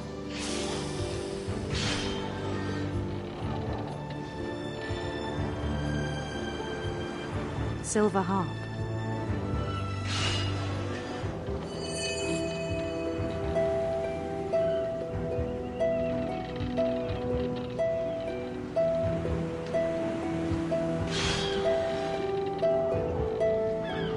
His chase led him to a golden palace east of the sun and west of the moon. Even then, his logic remained sound. He knew the world was all in his imagination.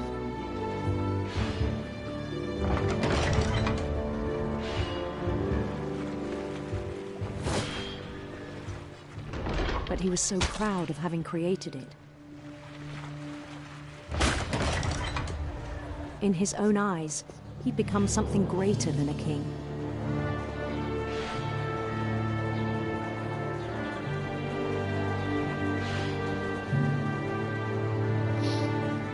For someone who'd never known success in the real world, I think it was overwhelming. And then it struck him that the real Lewis was not the one chopping salmon, but the one climbing the steps of a golden palace.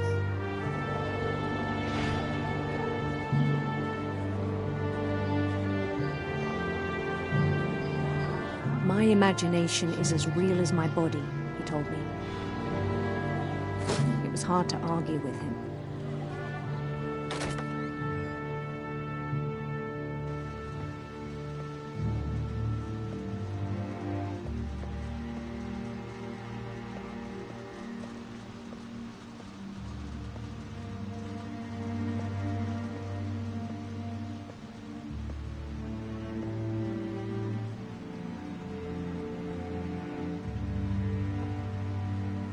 Began to forget the world we know.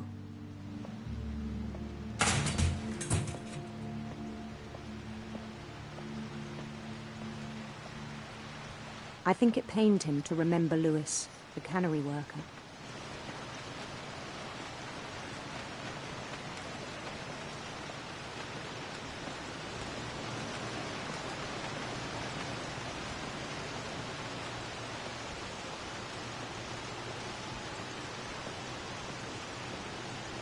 He began to despise the man with a royal contempt.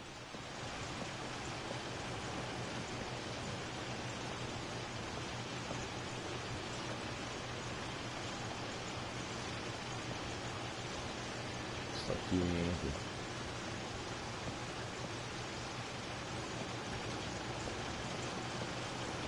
I still thought I could save him.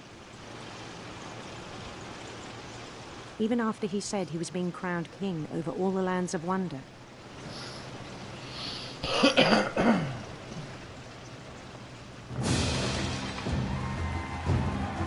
The palace would be packed with his companions.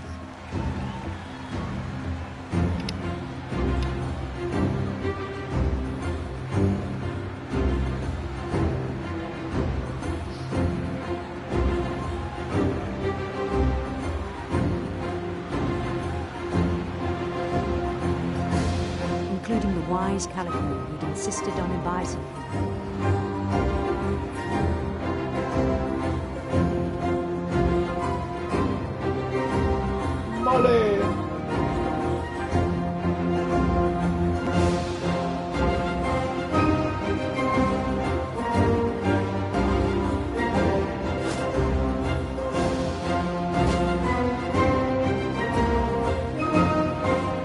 queen waited, holding his crown.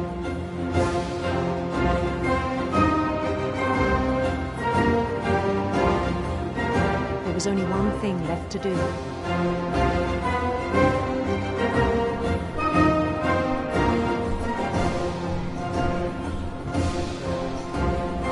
Bend down his head.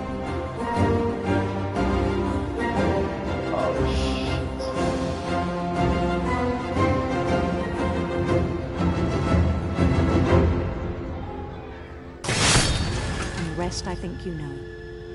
Mrs. Finch, your son was a kind man who will be missed by all of us who knew him.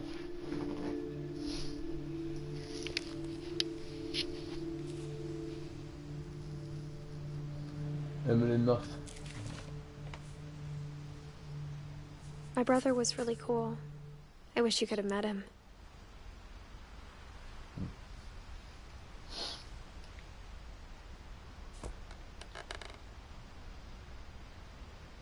Jesus.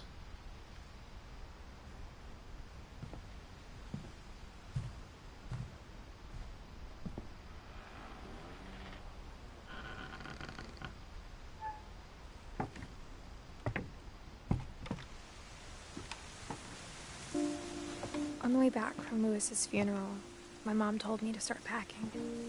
She waited until the day before we left to tell Edie. I'm not sure if she wanted to make it easier or harder.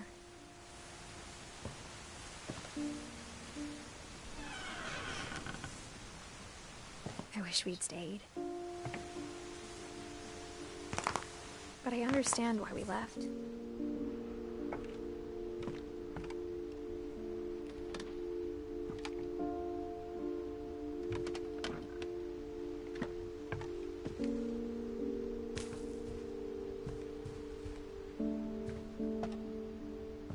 My mom ended up leaving everything behind.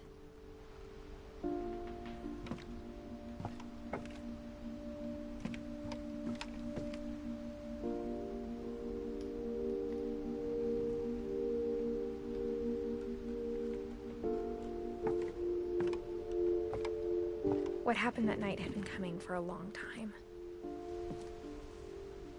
Maybe it should have come sooner.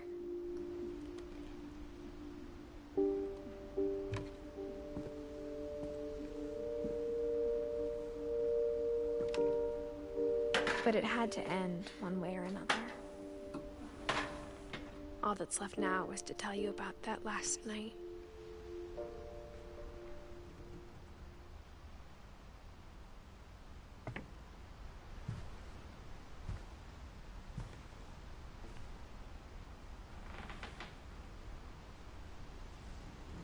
Is that a knife?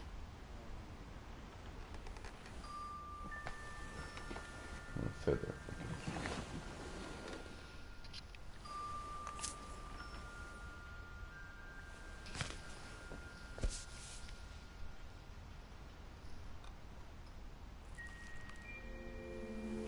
That whole last day, Edie just watched us pack and didn't say a word. Until supper, when she raised her glass and said, "To our final night together, and all our final nights apart." Grandma, you know what I said about alcohol. Some of your medications are very Edith, specific. I left a present for you in the hallway. Why don't you go open it? The grown-ups have to argue now. I'm sorry, you're right. We're all leaving tomorrow. Let's just enjoy our last... I'm not leaving. Edith, you're excused.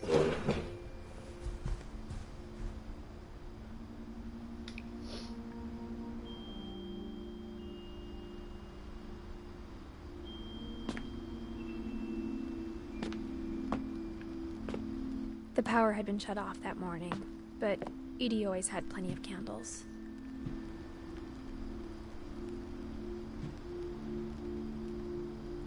When my mom sealed the library, I don't think she knew about the other entrance. Or that Edie had a key to it.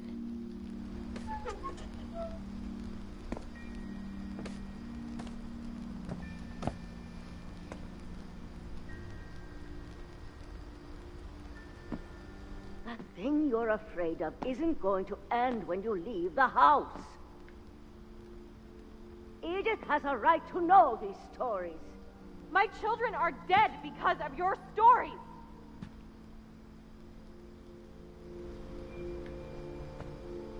I think it's best if Edith and I leave tonight. We'll have the nursing home send a van for you in the morning, okay?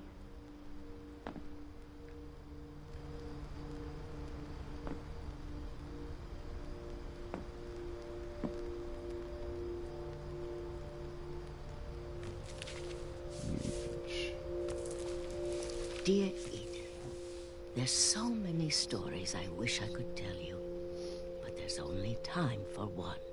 This is about what happened on the night you were born. That night, the tide went way, way out. It was the first and last time I ever saw the old house aground. There'd been an earthquake out in the middle of the ocean. They called it the lowest tide in 1,000 years. God, it smelled awful. You know, I've seen that house every day of my life.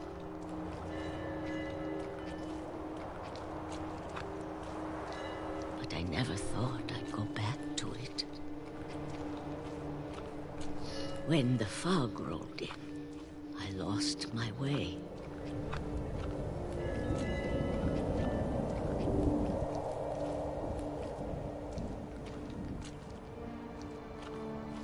I got turned around.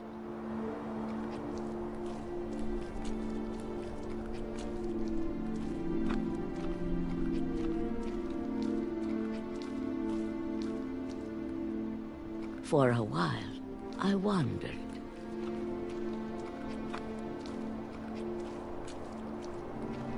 I started seeing things.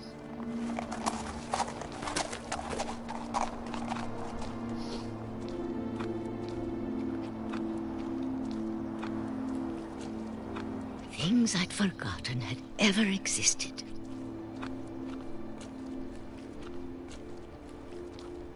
But when I saw them, they felt like old friends. That night, a lot of things came back to me. Or maybe I came back to them.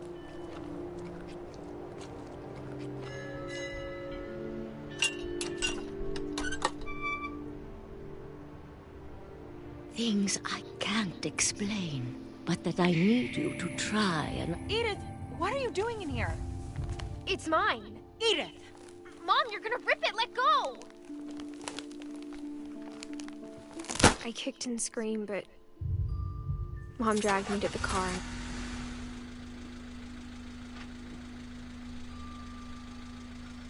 I never saw Great-Grandma Edie again.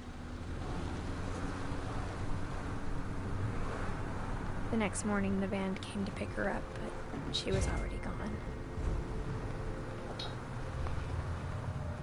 After that, we moved around a lot.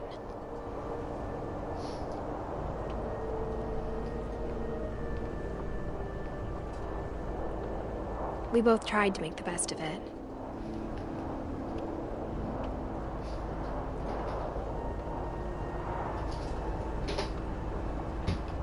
A few years went by.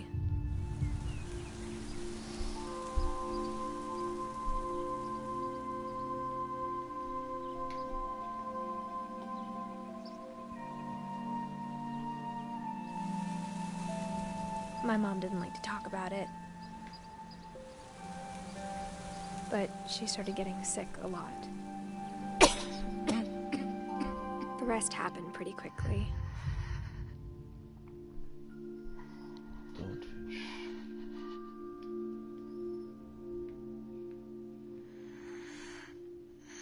She got better for a while, and then she didn't.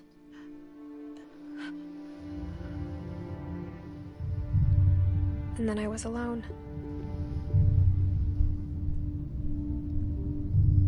The last Finch left alive.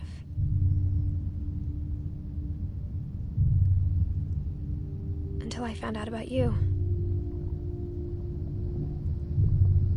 I'm still not sure what to tell you about all this.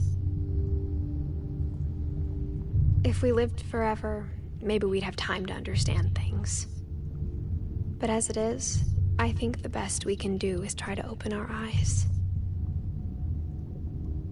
And appreciate how strange and brief all of this is.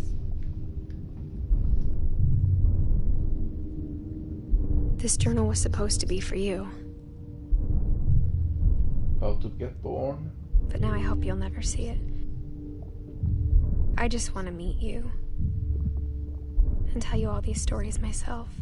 But I guess if you're reading this now, things didn't work out that way.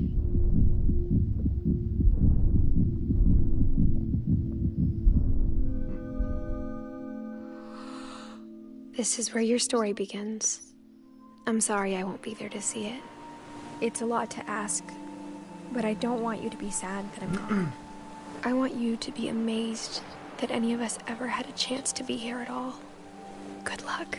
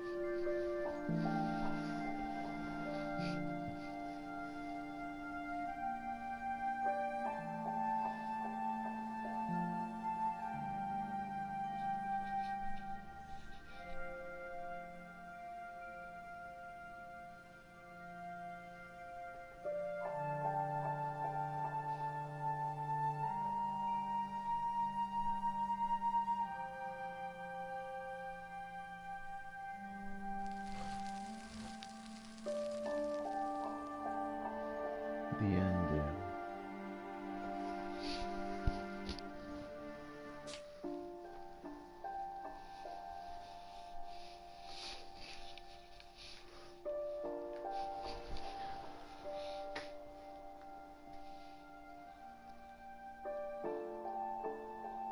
Didn't get the story for Odin.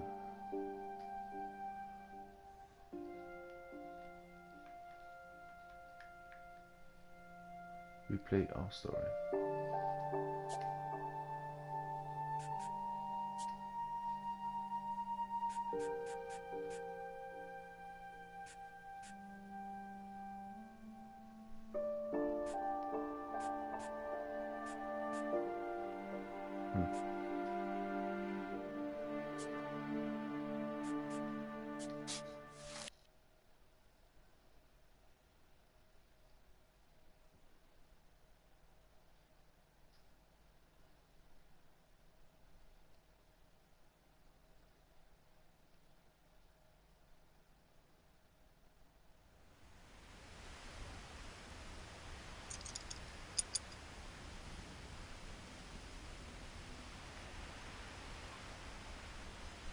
Some Odin stories in here somewhere.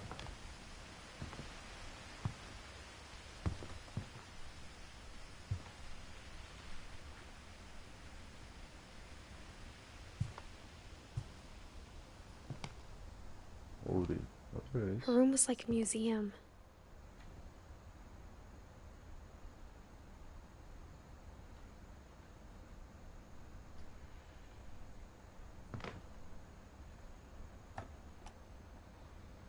For 500 years, the Finches have been famous throughout Norway for their fortune and misfortune.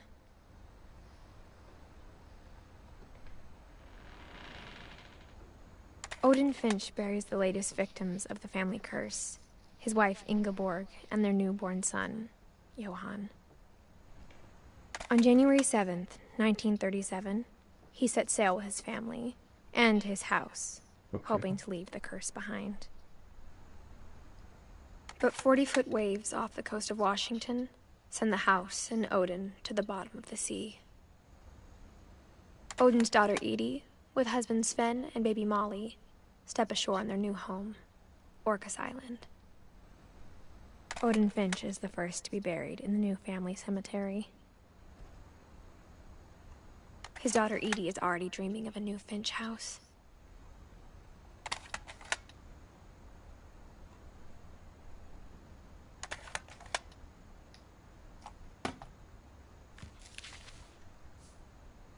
Whatever's wrong with this family, it goes back a long ways.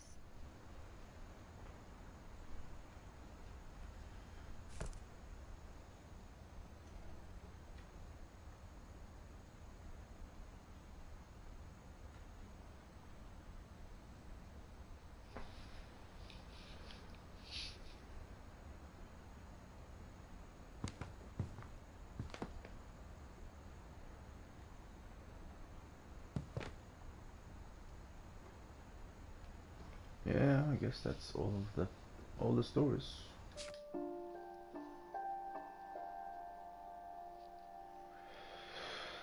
Yes. Seems to be all